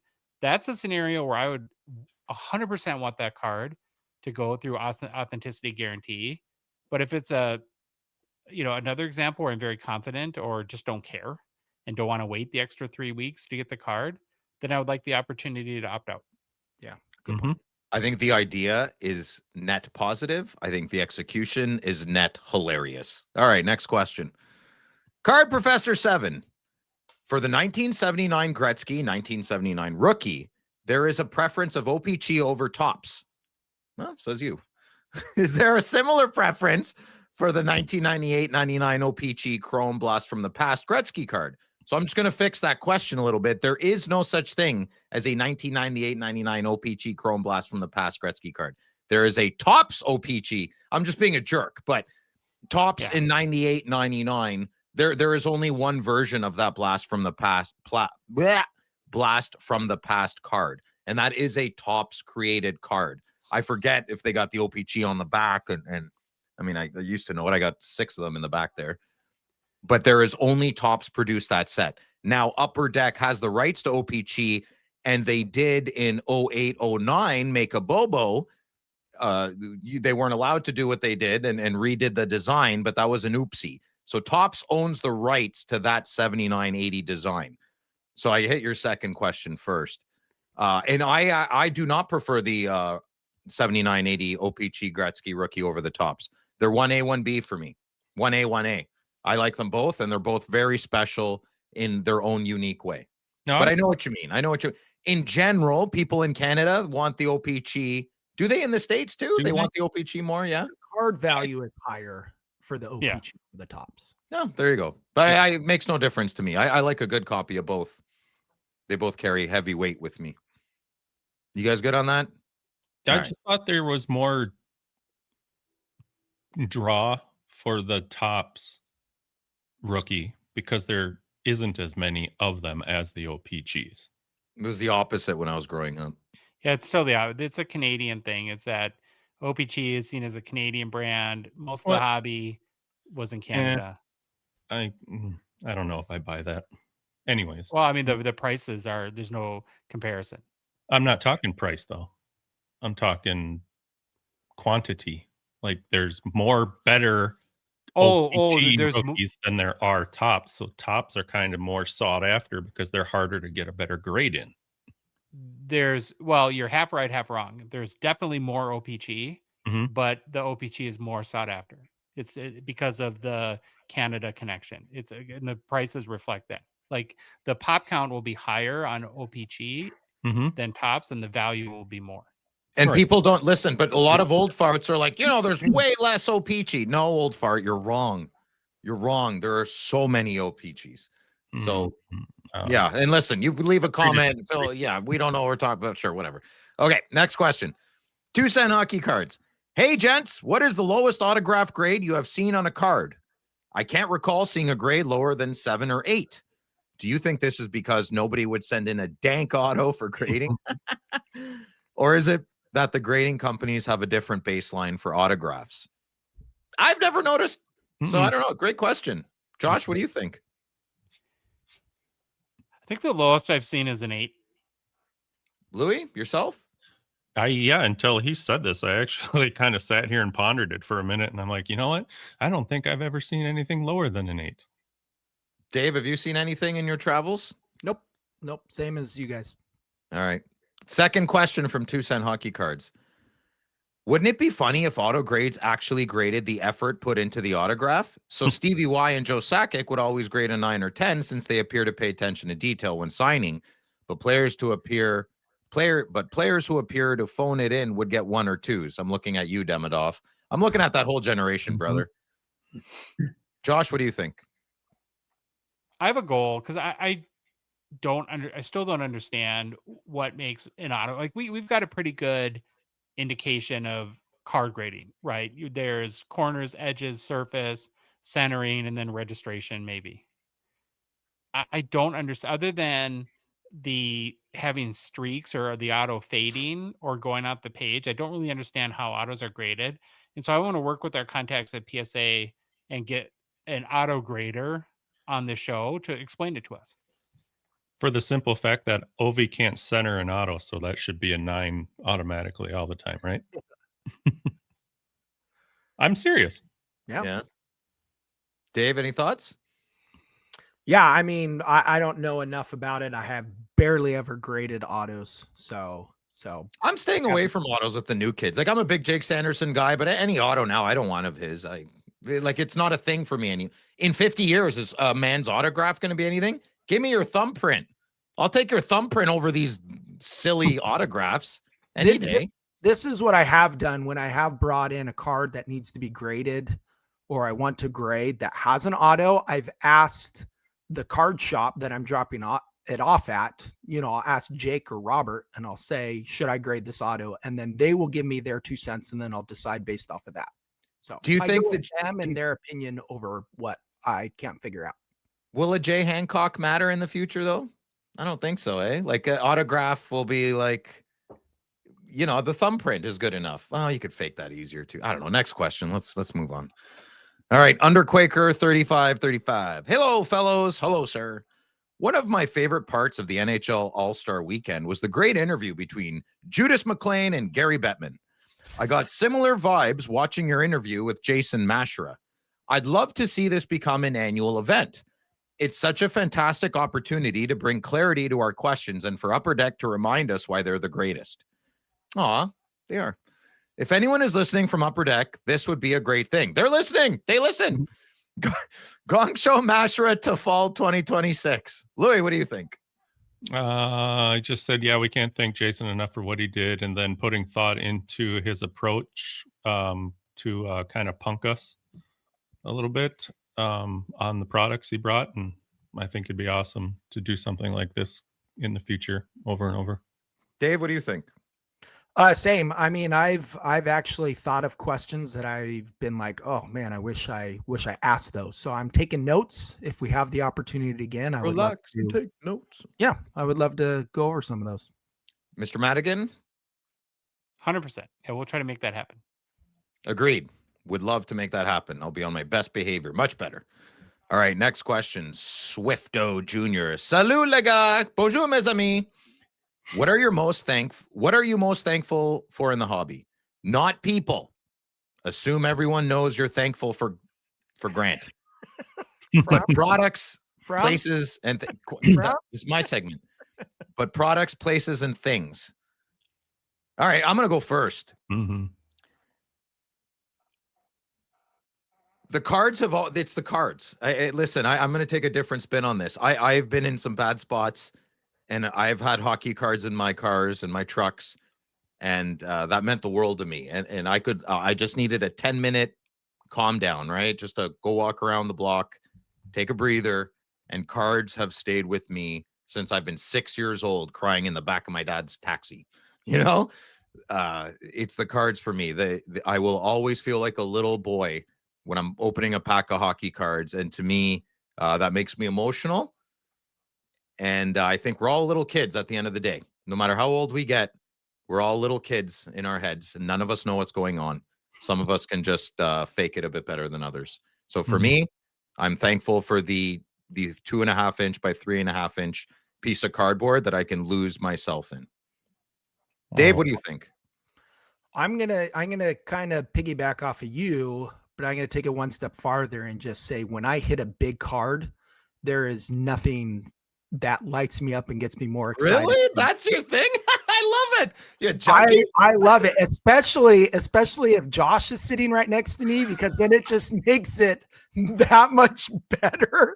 When I pulled that Mitchkoff Young Guns Outburst card, oh man, that just filled me with so much joy. Oh my God, you're like me if the Sens win and the Leafs lose. It's like a double, like, wow, I'm exhilarated.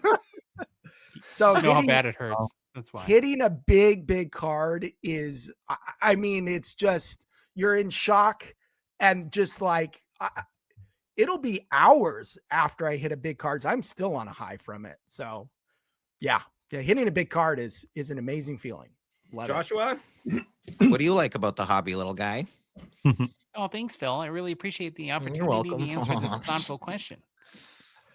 I like the intricacy of the hobby.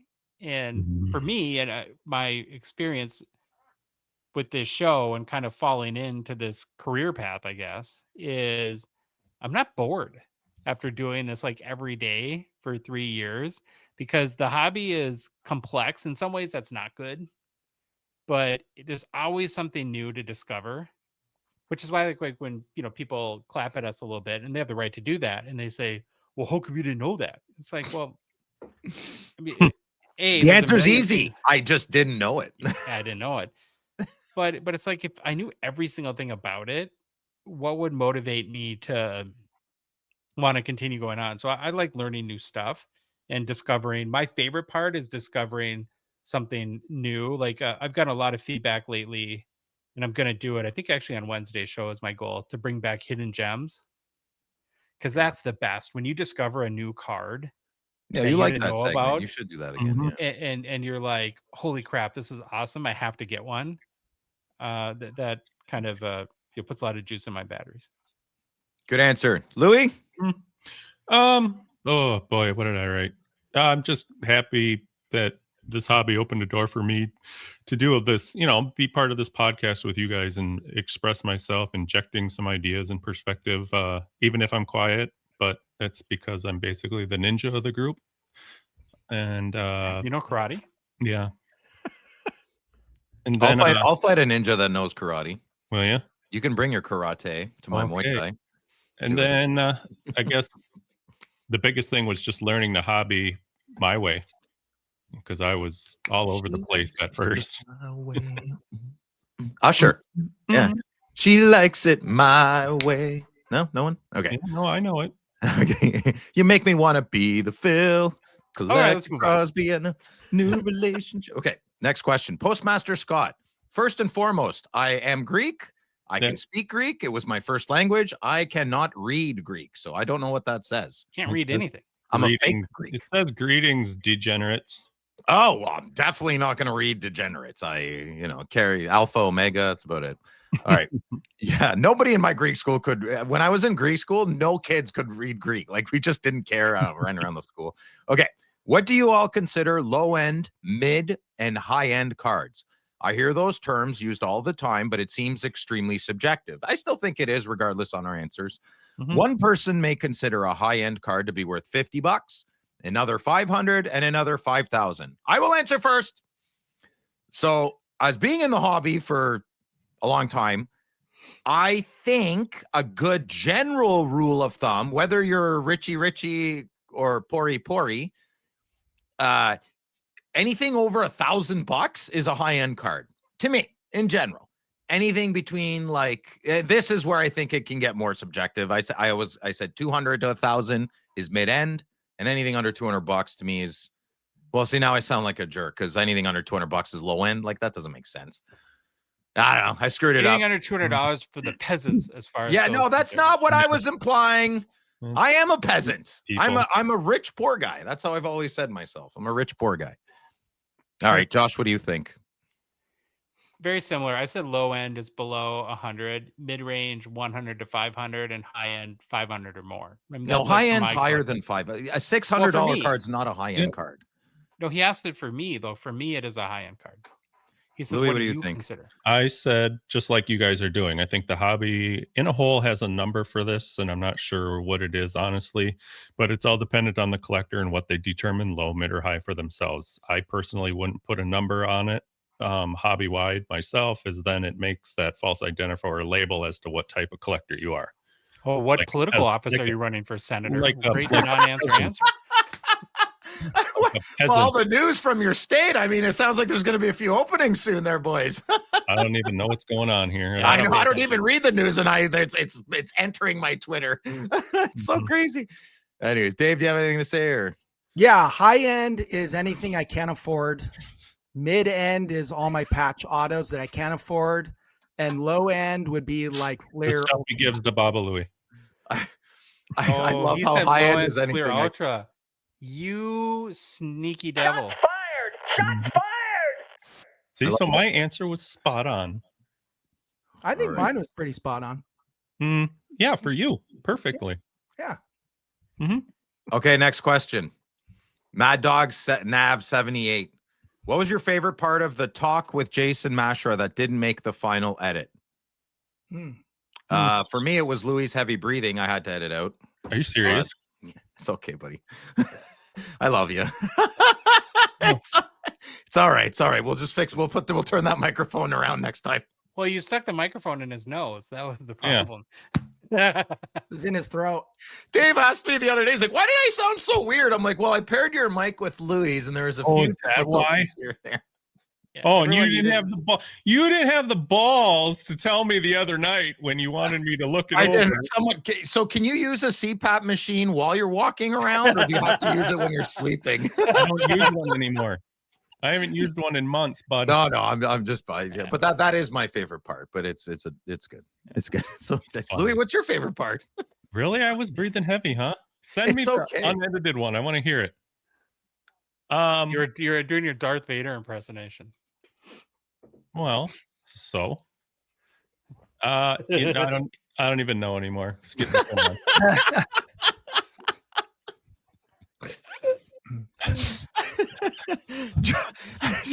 Josh, what was your favorite part of the Jason interview? It was actually after we recorded when Jason came out and told us the exact print runs of everything we want, like when he told us the Young Guns acetate. That was my favorite. That was my favorite. You know, he just said that it's like Fight Club. We can't tell anyone. So I wrote them all down, though. They're all here. David? Mine was when he went back and told kind of the whole story of where he started when he opened up a card shop when he was 14 years old and when he was in high school, and kind of the whole storyline of from there to where he became president of Upper Deck. So like having somebody sleep on his couch. Yeah, that was so there was a lot. How Billy got his job. How he was working in like an arena football league for free and running around during timeouts and sticking tape on the boards. You know, that was really fun to just hear kind of his whole entire story line, because he didn't just fall in and just inherit this job. He worked and grinded and got where he was because of his work ethic. So it was really cool to see that. He paid his dues, and he made that very clear. All right, I also got to say something. So it's been bothering me. What's been bothering him about how, when I said years ago that I saw an interview with the Upper Deck president, and it sounded like his finger wasn't on the pulse of the hobby. And I have been adamant that I never said that, and Troy said that. So I have a confession to make.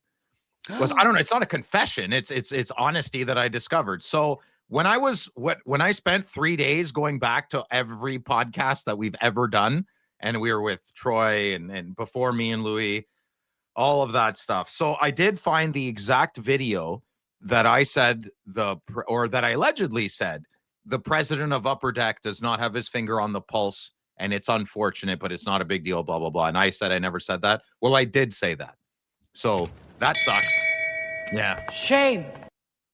So I did say that, and I'm sorry that I said that. The only thing I have left to hang on to is that it doesn't matter anymore, but the interview I saw was not Jason, but I did say the words, the president of Upper Deck. So I am a piece of crap for saying that. And I've been for 2 years saying I never said that, and I did say it. I did say that. I was wrong. I was wrong. I'm sorry, Jason, and I'm sorry everybody else. I wasn't lying on purpose, but I did lie, and I misspoke. I told it. Can someone else say something? Well, actually, Phil, it might help right now for the ratings if you cried a little. I don't remember the last time I cried. Actually, that's not true. That's not true. But I was You're for the real reason. men cry guy, and you don't cry. I do. Real men cry, but I'm not gonna fake cry. I don't know how to. Yeah, don't worry, Phil. I'll be up there in a month, and I can spoon with you. Okay. So. Dave, stop it. I thought, okay. Is this what we pulled from that video, though? You have all bad takes on everything, the hockey. There you go. That's perfect. Okay. All right. Next question, please. Let's go blue. Oh, no, wait, what? Oh, Max Collectibles Surplus Cards Plus. With the release of the cup On December 3rd, 2025, and the price of a box hitting $2,000 Canadian. Do you have any insight on what is driving the price up so high? Is it breakers, upper deck, or a combination of both? Thanks for everything you guys do for the hobby community. I don't have an opinion. I don't know, man. I'm not buying it anymore. So I'll just buy the singles that I want. Josh, what do you think? I've had a revelation on this topic. Okay. Ooh. I think I now understand, and I've been frustrated by this question for many years. It just depends on who you ask. If you ask Upper Deck, it's the shops and the distributors. If you ask shops, it's Upper Deck and the distributors. And I've never asked a distributor, so I don't think we'll ever get the straight story. And I don't mean like somebody's hiding something from us.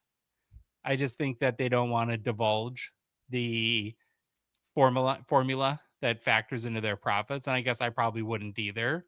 And, I've never met a breaker who has any money, can make money. I've never met a hobby shop. Yeah, they're all broke with their Rolex watches. Yeah, they're all broke. And so I'm kind of done, I think, trying to find the answer to that. I think that's the best answer. Or Louis, do you have anything to add there? Yeah, I think it's probably Dave buying it all because it's in his mid-range. Yeah, good answer. That's perfect. Next question. Let's go blue cards. Hey, I have an answer. We don't care. What do you want, man? Go ahead. Better be good. This is my thought. My thought is they can always set a high price. They will always have buyers right at the beginning. People who are buying boxes to break, and degenerates like me who are going to buy a box or a case no matter what. And if they're not selling them as fast, then they can always lower the price. Start high, go down low. You know the problem with that right now is this box could be 2,500 American. It'll sell out, Bob. No problem. We're in that moment. I'm not saying this will work in 5 years, but we're in a surge up right now. Things are juicy, and that's box what I'm saying. They're $2,500. It will sell no matter what. It doesn't matter. So they're going to do it until they can't. All right. That's my answer. All right. Next question. Did we just do this one? No. No? Okay. Let's go blue cards. Hey, guys. I'm having a weird brain moment. I feel like I just read that. Hey, guys. Love the podcast. I've been collecting since the mid-'80s, and your insight and knowledge of hockey cards has reignited my passion for the hobby. Maybe you meant to send this to a different group? I screwed it up. I don't see that one on the screen. Wait. I'm waiting. Yeah, let's read both of the questions, but they're from different people. So keep Okay. going. Okay, so Instagram from maybe Let's Go Blues Cards. What is Phil's beef with Tarasenko, and why does he mock him every time his name comes up? Well, I have a good answer for that. So when I was on Twitter a lot more, and what I mean on Twitter, I mean I would actually go to the app a lot more to get like NHL information. But like I said, everything pop culture and politics bleeds into it. So I really don't go on Twitter much if I don't have to. But at that time, when we had Tarasenko, there was a really funny, I don't think it was meant to be funny, but there's a lot of interesting Senator fans that have Twitter accounts. And there's a guy that talks like this. And Tarasenko is his favorite player. And you know why? Because it's Vladimir Tarasenko. So I'm not making fun of Tarasenko. I'm just kind of mocking that Twitter account, who seems like a very lovely man that never watches Sens games. He just loves the Senators, I guess. So that I'm not mocking Tarasenko. I wish him nothing but the best. He actually played pretty good for Ottawa while he was here. So sorry if that's coming across the other way. All right, now read the other one.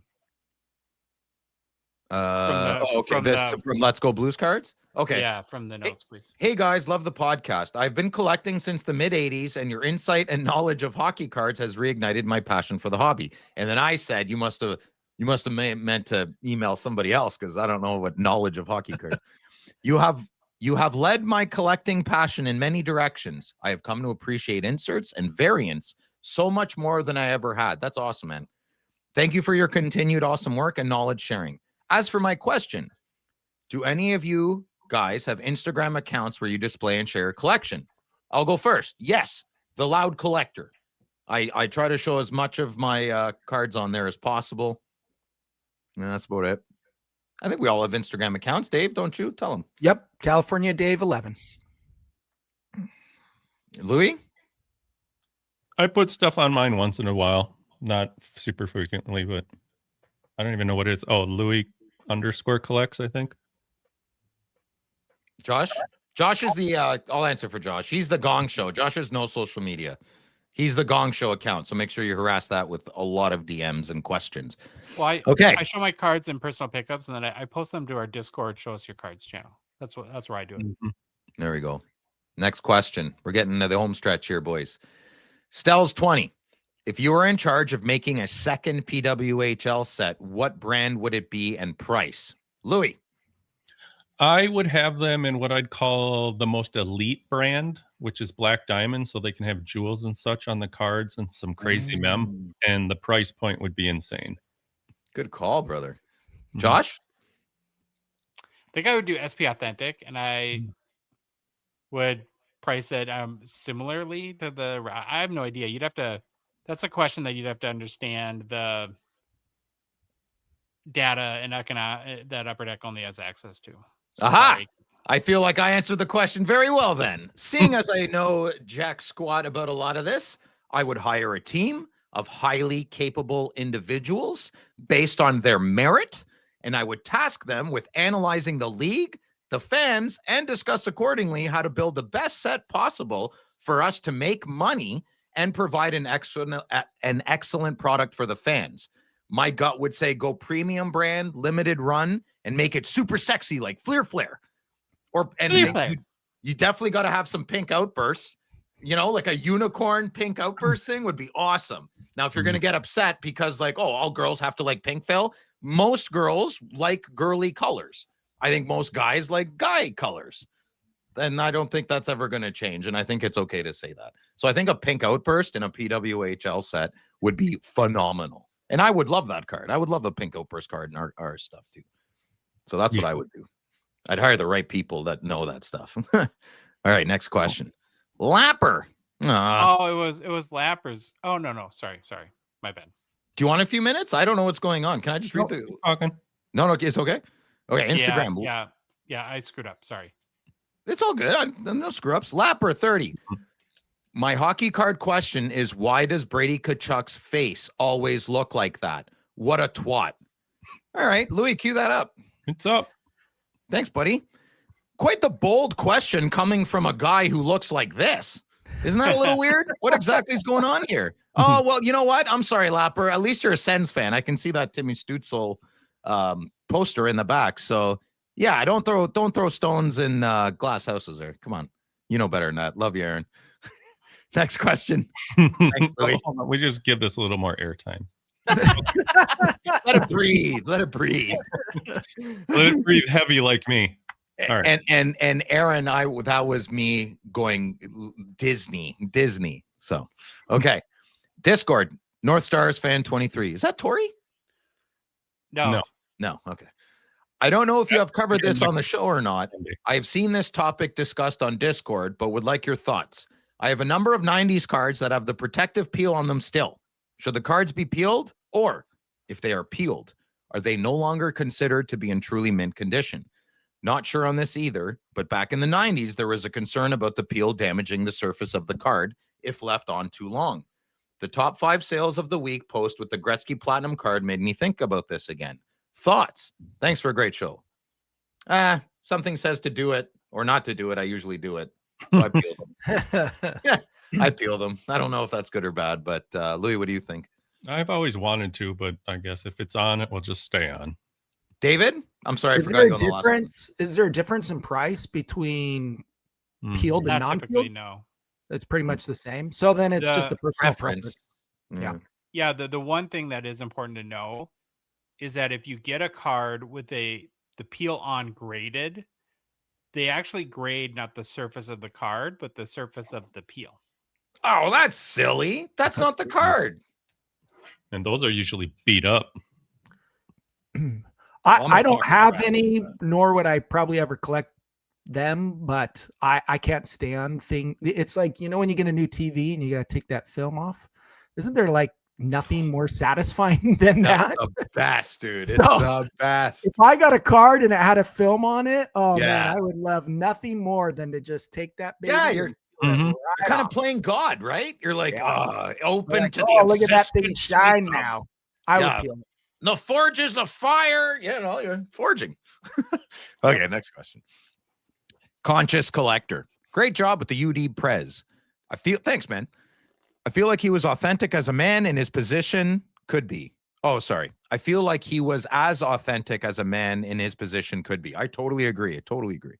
I feel like he still didn't address the 23-24 series well enough. Wasn't the point of contention shops canceling pre-orders that were made at the original 140 Canadian price, not pre-orders that were made at whatever the inflated price was? I'm dizzy. Louis, you got it? I guess here's my political answer on it. I thought he was as open as someone in his position could reasonably be, and he did give us a lot of helpful context we hadn't heard before. On the Series 2 thing, the core concern was indeed about shops canceling pre-orders originally placed around 140 CAD, but he addressed the broader situation, even if the answer wasn't what some people expected or hoped for, but that doesn't mean he avoided the question. And I feel sometimes the real explanation just differs from the one you might be anticipating. Good answer. Yeah, I think you said it. You answered your own question at the beginning. He did the best he could, and I'll mix it in with Josh's answer from before. You're going to get a different answer from everybody, And if you're not part of the club, I mean, we don't know, right? But we can definitely talk about it. All right. Next question, Jamie Matthews. Please deep dive into 2004-05 SP Authentic Rookie Redemptions. Very looked over. I don't know, That's a suggestion. Okay, added. Thank you, Jamie. Instagram, the Jar 87. Hey boys, do you remember seeing any Funko Pops at the expo? Yeah, I saw tons. Did you? Yeah, there's tons of stuff there all the time. There are these fake bobbleheads that are very popular now, and they make them for the best NHL players. What is your opinion on them? Thanks, love the show, and Louis is so handsome. Oh, that's nice. Oh. I don't think they're trying to be bobbleheads. I think Funko Pops are just what they are. They're like, I like them. I got a big Gretzky somewhere. Do you? It doesn't bobble, but I like Funko Pops. I think they're cool. I like toys. Who doesn't like toys? I didn't see it. I seriously had to think about this, and as I'm kind of trying to picture walking around the show, I don't really remember seeing. Really? I probably saw like 1,000. There's usually a booth at one table. There's a lot in the back corner where TCG is. Doesn't matter. Anyone else? Bueller. Okay, Well, you dropped what? Dropped the lead there. Hubba. Somebody's got the hots for Louis. Oh, yeah. Okay. Oh. Yeah, the Jar 87. Some Crosby grandmother. Come here, you little whippersnapper. Bring it. You gonna go cut her grass, Louis? Sure. Okay, let's go. Next question, Barrick Christian. If you could open any product any year, money is no object, what would it be? I didn't see this question. Well, I just did. So, Dave, do you want to go first? I Dave's would gonna say, like, probably Clear cut 2020. Stature. No, yeah. Stature. I would probably open McDavid the cup. You son of a bitch. Well, Louis, you're allowed to open that too. Yeah. It's not the only one. It's the premium product, and it would be the premium year. So You know why Louis is mad? It's because him and Dave would open at the same time, and Dave would get all the good cards. And Louis didn't. Well, somebody's got to take your spot. I'd want to open what I'm going to open again at Christmas, my 2012-13 Fleer Retro, because I got the kahunas to do so.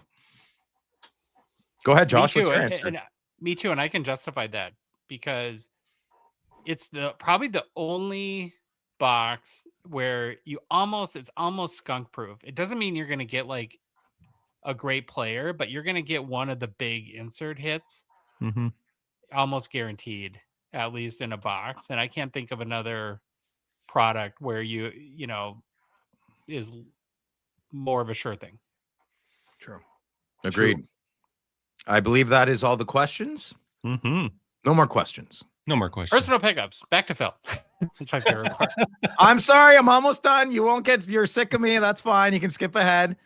Boom. The keeper of cards. The keeper of cards. So my pickup, I've been waiting to show this, well, for a couple weeks now. So Is this that a real picture of you? Stop. No. Oh, So, do you own a suit? I have a very nice does he? suit. I've never seen him in a suit. I have a very nice suit. I got invited to a wedding like 4 years ago, and I went and bought like a $4,000 suit tailored to me. I can't wait to wear it. I'm glad to know that because I'm going to Montreal in June, and Phil's going to come up, and there's an event I'm buying tickets for you and Cole where you might need your suit. So Very down. I hope there's steak and cocktail dresses. All right. And little hors d'oeuvres. Okay. So my pickup is so there's a bit of an asterisk here. It's a 1990-91 Pro Set Stanley Cup hologram. It is not my card, but I did pick it up. What is Phil talking about? I'll explain. So I am a keeper of a card. Some would say babysitting. It's not babysitting. It's more like honoring men amongst men. So I have somebody's card. They're very busy. They're a very important person. I don't want to say who it is. It's somebody feeling bad for you. Quiet, Louis. So, so this person needed me to go on a quest, an adventure of protecting Stanley. Quiet, Dave. Of protecting his Stanley Cup hologram card because he's very busy. He doesn't have time to protect it. I have the time to protect it. So I have a card that has been bestowed upon me, and I'm protecting it until I find the card for myself. Now, I will admit, I'm only going to open a box a year now for the rest of my life looking for this card. But until I find my own King Arthur sword, I guess you would say, I have another person's Grail card. It's his Grail card. I hope you never hit it because you're going to be one sad puppy when you have to return that card to Jason. I just won't upload the video. Oh, way to just say his name. Yeah, they know. I'm just playing around. But very grateful for this beautiful card. That was awesome. Right beside me, and she's terrific, and they're real. So, and Baba Louie. What are you talking? Are you still talking about the card? Yeah. Okay. Yeah. I finally pulled the trigger. I found a 2017-18 The Cup rookie patch auto out of 99 Nico Hischier to add to my collection at the expo. So kind of happy. Beauty. Good patch. I always been on the fence about getting it, but not that I didn't want it, but for some reason it wasn't on the top of my list. But then when I saw it, I was like, what the hell? We're here. Let's do it. Got a Bedsy auto a little bit, eh? Yeah, a little bit. Yeah, a little bit. Pretty much. Yeah. All right. Anything else, or is that it? No, you're up. My pickup is my big expo pickup. It's a 96-97 Select Certified Mario Lemieux Mirror Gold Raw with the peel. Peel it. This is a spendier 90s card. Mirror Gold, the 96-97 Select were 1 in 300 packs to hit any of them, and there's 120 cards on the checklist. So any specific player, like Super Mario here, 1 in 36,000 packs. Ooh.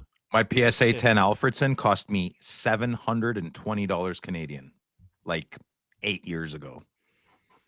Yeah, these are and I think I got peel. Steve Angel on this one. I believe I bought it from Steve Angel. Well, of course you did. David. Yes. David. Mm-hmm. Do you want to share any personal pickups or putting you on the spot? I actually don't have any. I have. Whoa! Are you feeling okay? Can Rebecca take your temperature? Yeah.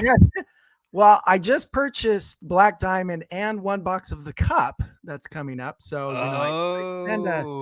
I spent a good portion of funding, but I did pick up a couple of cards that I will receive in the mail this week, and I will share them on Friday Nights with Phil.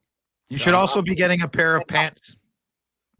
Of course I will. I found a pair of blue pants that it might be on their way to match Where the are jacket. you buying pants in America that you can't in Canada? I can't find baby blue trousers in Canada. I found them in San Bernardino.